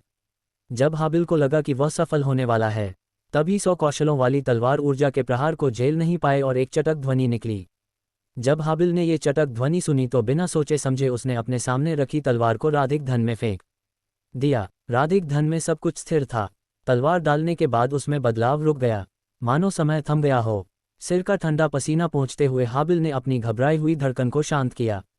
यह उसकी जान से खिलवाड़ था। उस विस्फोटक तलवार के बारे में सोच रहा था जो सिर्फ साधारण रत्नों से बनी थी। उसमें कितनी शक्ति थी। अब ये तो एक उत्तम नीलम था जो 9 साधारण रत्नों से बना था। इस विस्फोट में कैसी शक्ति होगी? बस यही सोचकर हाबिल के रोंगटे खड़े हो गए। इस विस्फोट के प्रभाव को रोकने के लिए वह किस तरह की ढाल का इस्तेमाल करेगा, या फिर वह बस एक दीवार ढूंढेगा और देखेगा कि क्या वह उसे रोक सकती है।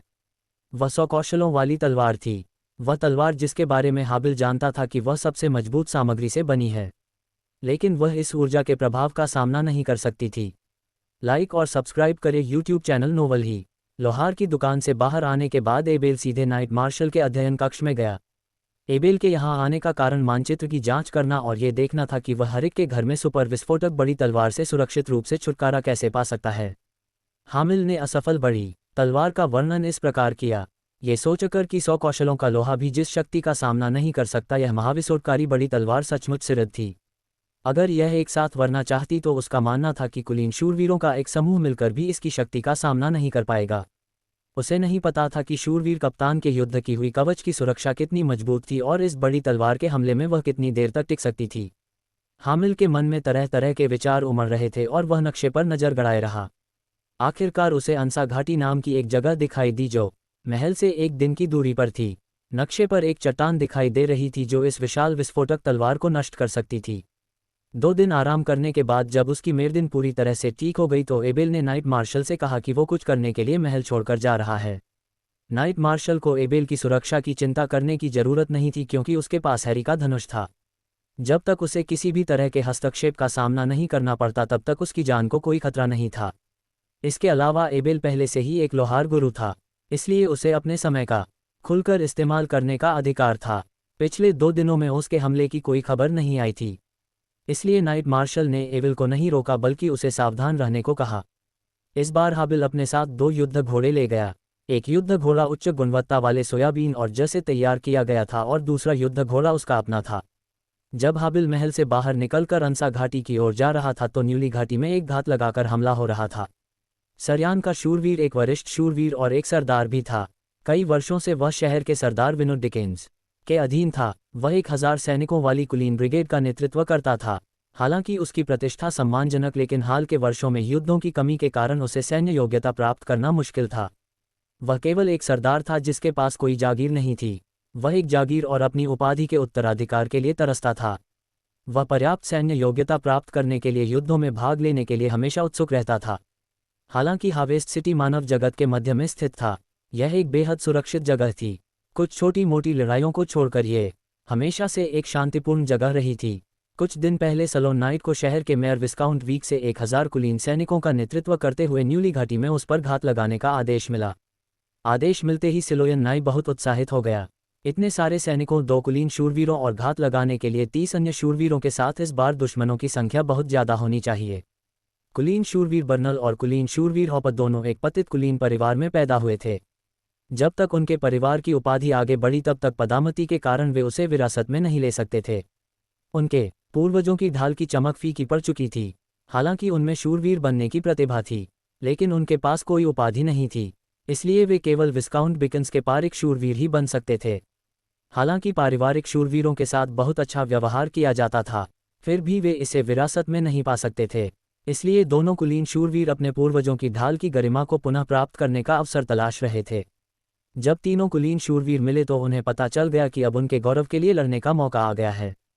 30 शूरवीर, 1000 कुलीन सैनिक, सबके दिलों में आग थी।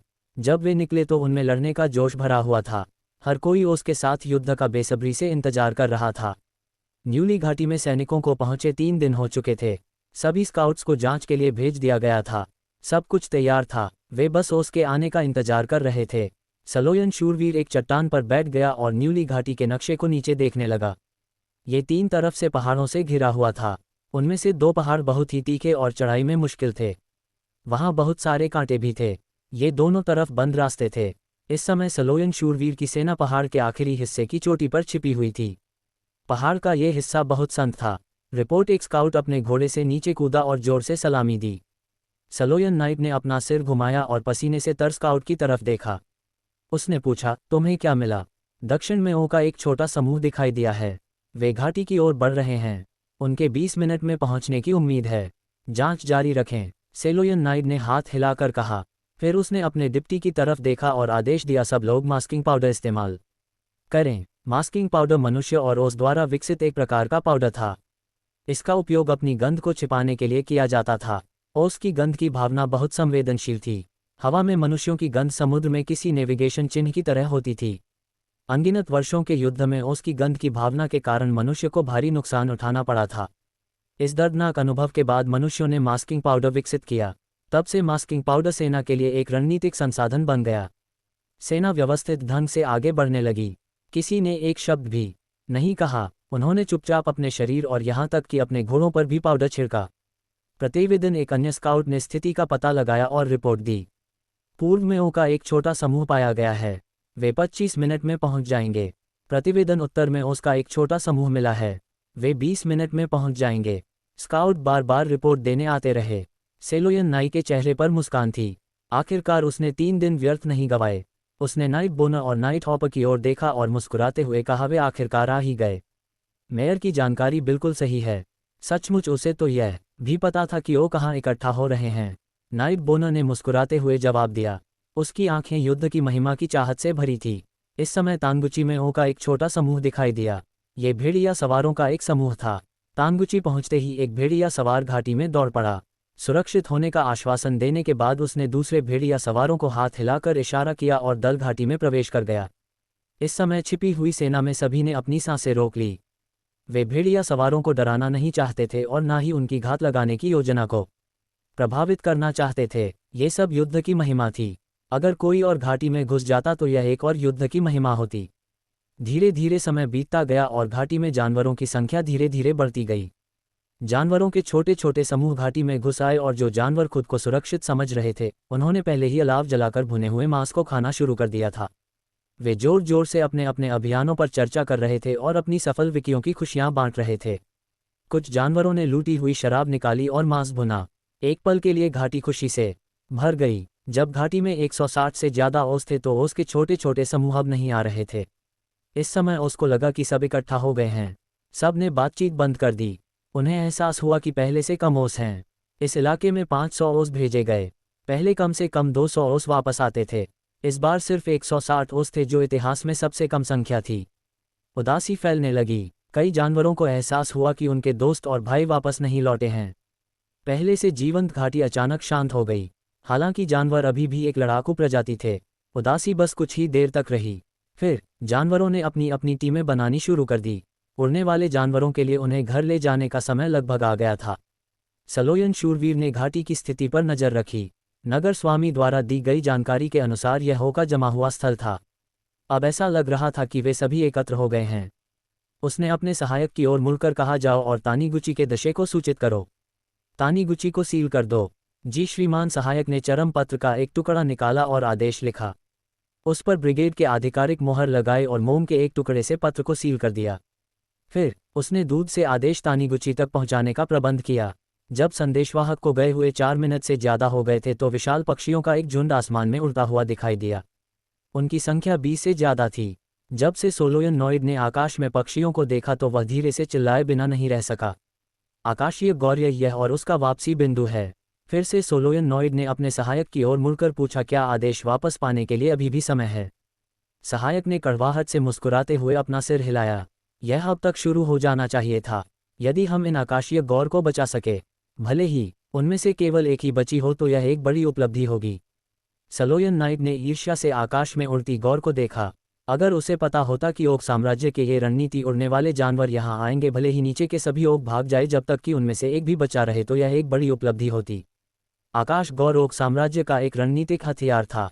इसकी उत्कृष्ट भार क्षमता और पीछे की ओर बड़ी जगह इसे एक बार में 5 से ज्यादा और घुड़सवारों को ले जाने में सक्षम बना दी थी। इस प्रकार का उड़ने वाला जानवर हमेशा से ओक साम्राज्य का सबसे कीमती परिवहन उड़ने वाला जानवर रहा था। यदि ये तथ्य ना होता कि स्काई स्पैरो डरपोक है और आसानी से डर जाता है, तो इसका उपयोग भारी भरकम पंखों वाली घुड़सवार सेना के रूप में किया जाता। फिर भी अपनी अद्वितीय वाहन क्षमता और अत्यंत लंबी उड़ान सीमा के कारण आकाश गौरय की ओर साम्राज्य की सेना में एक अपरणीय भूमिका थी। उड़ने वाले वाहन मानव जगत में युद्ध के घोड़ों और भेड़िया घुड़सवार सेना में भेड़ियों जैसे थे। वे साधारण उड़ने वाले जानवरों से इस मायने में बिल्कुल अलग थे कि वे सीधे युद्ध में भाग ले सकते थे। मानव जगत में सेंट एलिस साम्राज्य में गिफ्लाइंग माउंट के अलावा कोई दूसरी उड़ने वाली वाहन इकाई नहीं थी। आकाश गौर्य के लिए प्रजनन करना बहुत मुश्किल था। हर आकाश गौर्य की मौत और साम्राज्य के लिए एक बड़ी क्षति थी। इसलिए मनुष्यों के लिए इस विशाल उड़ने वाले जानवर के निशान ढूंढना बहुत मुश्किल था।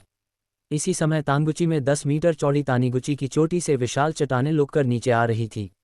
तानीगुची के दस्ते ने घाटी को घेरना शुरू कर दिया था। तेज आवाज सुनकर घाटी में मौजूद ओक्स चौंक गए। आकाशीय गौर को खोजने की उनकी खुशी में खलल पड़ गया। कुछ ओस इकट्ठा होकर तानीगुची की ओर बढ़ने लगे।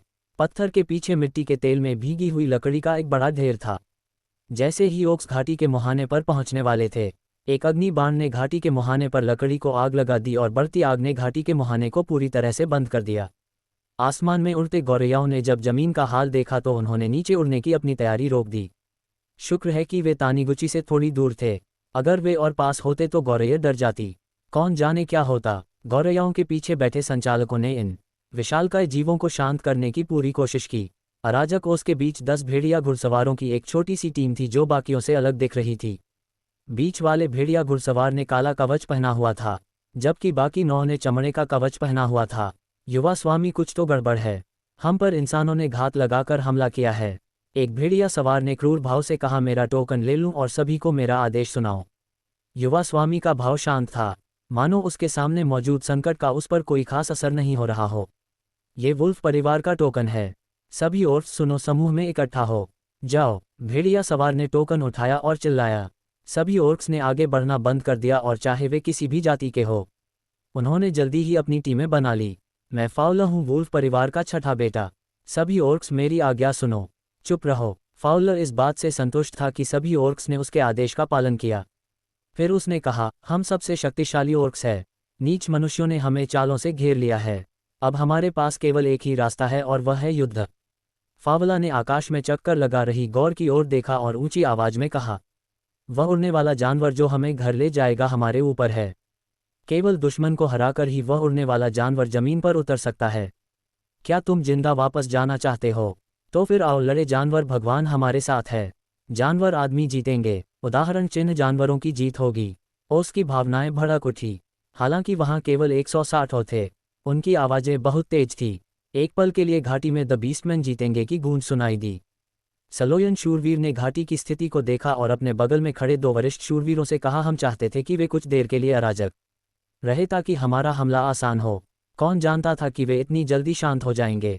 आखिरकार वे अभी भी अनुभवी और है। नाइट बोनार ने अपनी तलवार की मूठ को छुआ और इच्छा भरी आंखों से कहा, श्रीमान, क्या हम अब हमला कर सकते हैं? सेलोयन नाइट ने अपने डिप्टी को सिर हिलाया और डिप्टी ने आगे बढ़कर ऊंची आवाज में कहा, ढालधारी आगे बढ़ो। भलाधारी पीछे आओ। धनुर्धारी तैयार हो जाओ। आदेश का पालन करते हुए यहां मौजूद 800 सैनिकों ने तुरंत युद्ध संरचना बनानी शुरू कर दी। ऊंची ढालों वाले 150 ढालधारियों ने अपनी ढाल जमीन में गाड़ दी और अपनी भुजाओं से ढालों को सहारा दिया। वे उस मोर्चे की रक्षा की पहली पंक्ति थे। ढालधारियों के पीछे 200 भालाधारी थे। भले 5 मीटर लंबे थे और उनकी नोक महीन लोहे की बनी थी। वे हल्के कवच को भी आसानी से भेज सकते थे। भालाधारी एक हाथ से भले को पकड़े हुए थे, जिसकी नोक बाहर की ओर थी, और भाले का सिरा उनके पैरों से जमीन पर टिका हुआ था। सामने से देखने पर यह संरचना कांटों वाले कछुए जैसी दिखती थी। इस संरचना में मुख्य आक्रमणकारी 450 तीरंदाजा थे। ये तीरंदाजे एक प्रकार के लंबे धनुष का इस्तेमाल करते थे जो एक सरल और व्यवहारिक धनुष था। इस समय तक ऑक्स पहले ही संगठित हो चुके थे। 160 ऑक्स जो सभी स्तर 6 और उससे ऊपर के थे, एक आक्रमणकारी दल बनाया। सबसे आगे मोटी चमड़ी और मांस वाले बेयरमैन थे जो विशाल भालुओं पर सवार थे। उनके बाद धकते सांडों पर सवार टॉरेन थे और सबसे आखिर में वरा राइडर्स थे। इन वुल्फ राइडर्स ने फाउलर की सुरक्षा के लिए उसे बीच में घेर लिया। जब उसकी टुकड़ी मानव की रक्षात्मक टुकड़ी से 150 मीटर दूर थी तो डिप्टी ने अपना बायां हाथ उठाया और तीरंदाज स्वतः ही 3 पंक्तियों में बट गए। 150 तीरंदाजों की पहली पंक्ति नीचे बैठ गई और अपने धनुष पर तीर चढ़ा लिए। पहली पंक्ति दीप्ति के आदेश का पालन करते हुए 150 तीरंदाजों की पहली पंक्ति खड़ी हो गई और उन्होंने आकाश में अपने तीर चलाए। दूसरी पंक्ति धनुधरियों की पहली पंक्ति ने उकड़ू बैठकर अपने तरकश से तीर निकाले। धनुर्धरों की दूसरी पंक्ति ने खड़े होकर आकाश में तीर छोड़े और फिर उकड़ू बैठकर बैठ गई। तीसरी पंक्ति तीरंदाजों की तीसरी पंक्ति खड़ी हुई और उन्होंने अपने तीर चलाए। फिर वे दोबारा नीचे बैठ गए। ठीक इसी तरह तीरंदाजों की 3 पंक्तियां लगातार तीर चला रही थी और आकाश में तीर एक के बाद एक चल रहे थे। लगभग कोई अंतराल नहीं था। तीरों की बारिश होने लगी और दल में शामिल ओक्स को नुकसान होने लगा। ओक्स लगातार अपने घोड़ों से गिर रहे थे और उनके पीछे के घोड़ों द्वारा कुचलकर मांस के टुकड़े में बदल रहे थे। इस समय ओक्स केवल गति बढ़ाकर अपने विरोधियों के करीब पहुंच सकते थे ताकि जीत का मौका मिल सके। 150 से 50 मीटर की छोटी सी दूरी में ओक्स 40 से ज़्यादा ओ को पीछे छोड़ आए थे। उन्हें समझ नहीं आ रहा था कि वे जिंदा है या मरे। आगे की पंक्ति में बैठे बल्लेबाजों को ओस के नुकीले दांत पहले ही दिखाई दे रहे थे। दोनों समूहों के बीच टक्कर शुरू होने ही वाली थी। लड़ाई की भावना, फाउल की चीख के बाद सभी ओस के शरीर सफ़ेद रोशनी से ढक गए। अंततः दोनों दल आपस में भिड़ गए। मानव भले ओस के शरीर में धंस गए और कुछ भले अत्यधिक बल के कारण ओस के शरीर में ही टूट गए। अग्रिम पंक्ति के धारियों को भारी क्षति हुई। घुड़सवार सेना का आक्रमण बल बहुत प्रबल था और लड़ाकू भावना के साथ ढालधारी लगातार प्रहार से उड़ रहे थे। इस समय युद्ध दल का अगला हिस्सा खून से लथपथ था। होक्स और इंसानों का खून आपस में गुंद गया था। होक्स की चीखें और इंसानों की चीखें हर तरह की चीखों और कराटों से भरी हुई थी, मानो ये जगह नर्क बन गई हो। जब ओक्स मानव रक्षा घेरे में घुस गए और 30 से ज़्यादा ओक्स हार गए तो उन्होंने बढ़त हासिल करना शुरू कर दिया। इस तरह की छोटी दूरी की लड़ाई में ओ को अतुलनीय बढ़त हासिल थी। ताकत और गति में भारी अंतर, साथ ही स्तर में अंत ने अगले युद्ध को लगभग एक तरफ नरसंहार बना दिया। फाउलर की कमान में घेरे से बाहर निकलने के लिए उत्सुक ने लड़ाई जारी नहीं रखी बल्कि तेजी से आगे बढ़े। डिप्टी धनुर्धरों की 3 पंक्तियों के बाएं ओर खड़ा था। वह भाव शून्य होकर सामने चल रहे युद्ध को देख रहा था। उसने हाथ हिलाकर चिल्लाया, अपनी तलवारें बदलो। धनुर्धरों ने चुपचाप अपने हाथों से बेकार हो चुके धनुष फेंक दिए। उन्होंने अपनी कमर से तलवारें निकाल ली। उनकी आंखें इस विश्वास से भरी थी कि वे मर जाएंगे। उनका मिशन था हर जीवन का इस्तेमाल करके उसकी युद्ध शक्ति को समाप्त करना। डिप्टी ने भी अपनी कमर से तलवार निकाल ली। इस समय तक ओक्स मनुष्यों की पहली रक्षा पंक्ति को तोड़कर धनुर्धरों की युद्ध संरचना की ओर बढ़ चुके थे। ओक्स रक्त से उत्तेजित हो गए थे। उनकी जन्मजात लड़ाकू प्रवृत्ति पूरी तरह से उत्तेजित हो गई थी। उनकी आंखों में रक्त की तीव्र इच्छा दिखाई दे रही थी। उनके सामने खड़े धनुर्धर वध के लिए तैयार मैनों जैसे थे। इससे पहले कि ओक्स आगे बढ़ते तीरंदाजों की अगली पंक्ति पहले ही दौड़ कर आ चुकी थी। उन्होंने ओक्स की सवारी के पैरों को अपने शरीर से जकड़ लिया ताकि ओक्स की आक्रमण गति धीमी हो जाए ताकि दूसरे तीरंदाज ओक्स पर हमला कर सके। जब ओक्स मानव की रक्षात्मक रेखा से बाहर निकले तो 33 शूरवीरों का एक समूह अपनी धीमी गति से दौड़ पूरी कर चुका था। जैसे ही ओक्स मानव की रक्षात्मक रेखा से बाहर निकले, शूरवीर की गति अपने चरम पर पहुंच गई।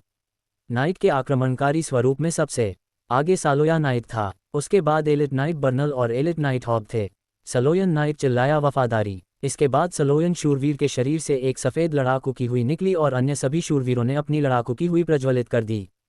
सलोयन नाइट चिल्लाया, सम्मान। सभी शूरवीरों की डिकी हुई एक साथ मिलने लगी। यहाँ तक कि मध्यम और निम्न श्रेणी के 30 शूरवीरों ने भी आक्रमणकारी दल के सहयोग से अपने शरीर से डूबी हुई उत्सर्जित करना शुरू कर दिया। त्याग करना आक्रमणकारी संरचना के पीछे से अधिकाधिक लड़ाकू की हुई प्रवाहित होने लगी। वीरता। 3 कुलीन शूरवीरों पर बड़ी मात्रा में लड़ाकू की कई एकत्रित हुई।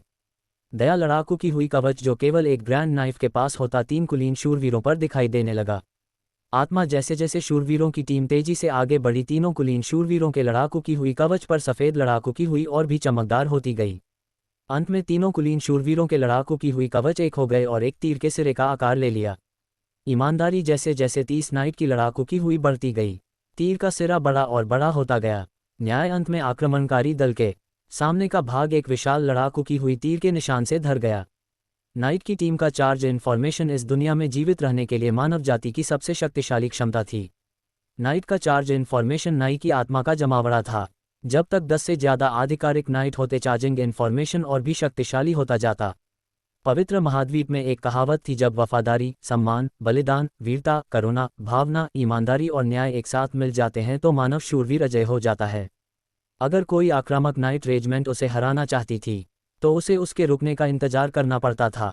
अनगिनत दुश्मन नाइट रेजिमेंट के आक्रामक स्वरूप का वर्णन इसी तरह करते थे। जिन सैनिकों ने उसके हमले को रोकने के लिए रक्षात्मक संरचना का इस्तेमाल किया, उन्होंने ऐसा अपने शूरवीरों को चार्ज संरचना को सक्रिय करने के लिए पर्याप्त समय देने के लिए किया। हालांकि चार्ज संरचना बहुत शक्तिशाली थी, लेकिन ये केवल सामान्य युद्ध क्षेत्र में ही प्रभावी थी। लंबे सक्रिय समय और स्पष्ट विशिष्ट युद्ध प्रभाव के कारण इसने दुश्मन को प्रतिक्रिया करने के लिए पर्याप्त समय भी दिया जब उन्होंने देखा कि शूरवीर चार्ज संरचना को सक्रिय करने वाले हैं। यह एक शूरवीर का आक्रमण है। भागो! फाउलर जोर से चिल्लाया। इस समय तक उसकी शांति पूरी तरह से गायब हो चुकी थी। मानव जाति की सबसे शक्तिशाली हमलावर टुकड़ी का सामना करते हुए उसके पास केवल भय था। हालांकि रक्षात्मक संरचना के कारण धीमे पड़ चुके ऑफ सवारों के पास शूरवीरों के हमले से बचने का कोई मौका नहीं था। सफ़ेद लड़ाकू आभा वाले तीर द्रांति की तरह थे जो भयभीत सवारों की जान ले रहे थे। युवा स्वामी की रक्षा करो। चूंकि बढ़िया सवार दल के सबसे पीछे थे, इसलिए उनकी अधिकांश युद्ध शक्ति अभी भी उनके पास थी। वे पागलों की तरह आगे बढ़े, अपने शरीर और अपनी जान का इस्तेमाल करते हुए युवा मास्टर फाउलर को पीछे हटने से बचाया। फाउला पिछली लड़ाई में अपने 9 भेड़िया सवारों में से 2 को पहले ही खो चुका था। बाकी 7 भेड़िया सवार फावला को लेकर एक एक करके पीछे हट गए। वुल्फ के लिए दहाड़ते हुए भेड़िया सवार नाइट रेजेंट के आगे की ओर बढ़े। हालांकि यह प्रयास व्यर्थ था, फिर भी भेड़िया सवार चिल्लाते हुए नाइट रेजिमेंट की ओर बढ़ रहे थे। धिक्कार है, मनुष्यों में सेना का नेतृत्व करूंगा और उन सभी को मार डालूंगा, फावला ने शाप दिया। लेकिन इसका कोई मतलब नहीं था। वो इंसानों से अलग थे। मानव कुलीनता आमद तौर पर सबसे बड़े बेटे को विरासत में मिलती थी, लेकिन वो सबसे शक्तिशाली व्यक्ति को विरासत में मिलते थे। फावला वुल्फ परिवार का छठा बेटा था। परिवार का मुखिया बनने के अधिकार के लिए लड़ने के लिए उसने इस नौसिक मुकदमे में भाग लिया था। हर साल ऑक साम्राज्य बड़ी संख्या में युवा योद्धाओं को मानव जगत में भेजता था। अगर वे मानव जगत में 3 महीने तक जीवित रह पाते तो उन्हें साम्राज्य द्वारा एक महत्वपूर्ण पद पर नियुक्त किया जाता। इसका मुख्य कारण ये था कि बहुत उपजाऊ थे। ओक साम्राज्य के संसाधन सीमित थे, खासकर इन प्रशिक्षण प्राप्त के लिए। हर साल उनके द्वारा उपभोग किए जाने वाले संसाधनों की मात्रा ओक साम्राज्य को जलती हुई लकड़ी की गाड़ी पर रखे पानी के पहले जैसा महसूस कराती थी। इसलिए यह मृत्यु परीक्षण बनाया गया। बेशक इसका एक अच्छा नाम भी था, रूकी परीक्षण। फाउला के साथ 2 कुलीन भेड़िया सवार थे। ये कुलीन ओट्स इस तरह के परीक्षण में बहुत कम ही दिखाई देते थे। ये किसी भी देश के लिए बहुत महत्वपूर्ण थे और वे इन्हें खोने का जोखिम नहीं उठा सकते थे। ये दोनों कुलीन भेड़िया सवार फाउल की रक्षा के लिए मानव लोक में आए थे। आओ! एक कुलीन भेड़िया सवार आकाश की ओर गजा। लड़ाकू कई की मदद से उसकी आवाज़ आकाश में चक्कर लगा रहे एक आकाश गौर तक स्पष्ट रूप से पहुंची। ऑपरेटर समझ गया कि यह उनकी ऊंचाई कम करने का अनुरोध था। ये ऑपरेटर जानता था कि जिस दल को वे लेने जा रहे थे उसमें एक बहुत ही प्रतिष्ठित ओक था। आने से पहले उन्हें निर्देश दिया गया था कि चाहे कुछ भी हो जाए इस ओक को उठाना है। उसी क्षण ऑपरेटर ने नीचे से संकेत सुना, इसलिए उसने आकाश गौरैया की गर्दन पर धीरे से थपथपाया। आकाश गौरैया ने आकाश में एक चाप बनाया और तेजी से अपनी ऊंचाई कम कर ली। वह जमीन से केवल 20 मीटर ऊपर था। दोनों कुलीन भेड़िया सवारों ने फावला का एक एक हाथ पकड़ा और अपनी सारी लड़ाकू की हुई छोड़ दी। एक जोरदार गर्जना के साथ फावला आकाश में उछल गया। मैं आपके परिवार की अच्छी देखभाल करूंगा, फावला आकाश में 2 विशिष्ट भेड़िया सवारों की ओर चिल्लाया। तभी आकाशीय गौर्य की विशाल छाया फावला के नीचे प्रकट हुई और उसे ऊपर उठा लिया। उसी समय नाइट रेजिमेंट का आक्रमणकारी दल 2 विशिष्ट भेड़िया सवारों के पास पहुंच गया था। दोनों विशिष्ट भेड़िया सवारों के चेहरे पर एक प्रबल लड़ाकू की क्यों चमक रही थी। उनके चेहरों पर एक राहत की लहर थी। जिस लक्ष्य की वे रक्षा कर रहे थे वह सुरक्षित था और उनके परिवार की देखभाल उनके युवा स्वामी करेंगे। सब कुछ सार्थक था। ये लगभग ऐसा था जैसे कोई विशाल लहर जमीन पर पड़े मिट्टी के ढेर से टकरा रही हो। दोनों विशिष्ट भेड़िया सवार आक्रमणकारी बल के प्रभाव से तुरंत ही रक्तरंजित धुंध में बदल गए। बल जितना प्रबल होता, आक्रमणकारी दल का प्रतिक्षेप बल भी उतना ही अधिक होता। 20 मीटर लंबा आसमानी गौरैया जमीन पर नाइट रेजेंट को देखकर चौंक गया। उसने तेजी से अपनी गति बढ़ा दी और ऊपर की ओर उड़ गया। नाइट रेजिमेंट के बीच में लड़ाकू क्यूई का एक उभार प्रज्वलित हुआ। सेलोयन नाई ने देखा कि आकाश गौर जमीन से ज्यादा दूर नहीं है, इसलिए उसने नाइट की सारी लड़ाकू क्यूई इकट्ठा की और उसे आकाश में उड़ा दिया। हालांकि आकाश गौर्या धीमी नहीं थी, लेकिन लड़ाकू कई का वह उभार और भी तेज था। पलक झपकते ही वह आकाश गौर्य के पास पहुंच गया। आकाश गौर्य की पीठ पर बैठे फाउल को खतरा महसूस हुआ। उसने दांत भी और अपनी बाहों से एक रून चिन्ह निकाला। उसे कुचलकर उसने आने वाली लड़ाकू कई की ओर फेंका। रून चिन्ह एक सफ़ेद ढाल में बदल गया। हालांकि 33 में शूरवीर की लड़ाकू की क्यूई सफ़ेद ढाल से अवरुद्ध होकर सीधे ढाल को भेद गई। हालांकि ढाल ने लड़ाकू क्यूई को अवरुद्ध नहीं किया, फिर भी इसने लड़ाकू कई की शक्ति को आधा कर दिया। आकाश गौर के शरीर पर एक लंबा और पतला घाव छोड़कर बाकी लड़ाकू कई गायब हो गई। घायल आसमानी गौर चीखी और घबराहट में अपने पंख फड़फड़ाने लगी। वह सीधे आगे की ओर उड़ गई। नियंत्रक ने उसे कितनी भी दिलासा देने की कोशिश की पर कोई फायदा नहीं हुआ। डरी हुई आसमानी गौरैया बताए गए रास्ते पर नहीं चली। तभी आकाश में मौजूद दूसरी गौरैयाओं को एहसास हुआ कि जिन लक्ष्यों को वे पकड़ने जा रही थी वे मारे जा चुके हैं और गौरैया और भी ज़्यादा परेशान हो रही थी। उन्होंने गौरैया को वापस लौटने के लिए नियंत्रित करना शुरू कर दिया। वह भाग गया। सेलोयन नाइट ने निराश स्वर में कहा, भागने वाले वॉगन की कोई खास पहचान जरूर होगी। सभी भेड़िया सवार उन्हें रोकने की पूरी कोशिश कर रहे थे। आखिरकार दोनों कुलीन भेड़िया सवार वॉर्गन को आकाशीय गौर्य के पास भेजने के लिए अपनी जान देने को तैयार हो गए। आकाशीय गौर्य का वॉर्गन को उठाने के लिए इतनी कम ऊंचाई पर उड़ने को तैयार होना इस बात का संकेत था। तो दोस्तों, आज के इस रोमांचक सफ़र में बस इतना ही। अगर आपको फैंटेसी नाइट का ये वीडियो पसंद आया तो इसे लाइक करना और अपने साथी शूरवीरों के साथ शेयर करना न भूलें। अगली बार फिर मिलेंगे एक नई कहानी और एक नए रोमांच के साथ। तब तक के लिए अलविदा।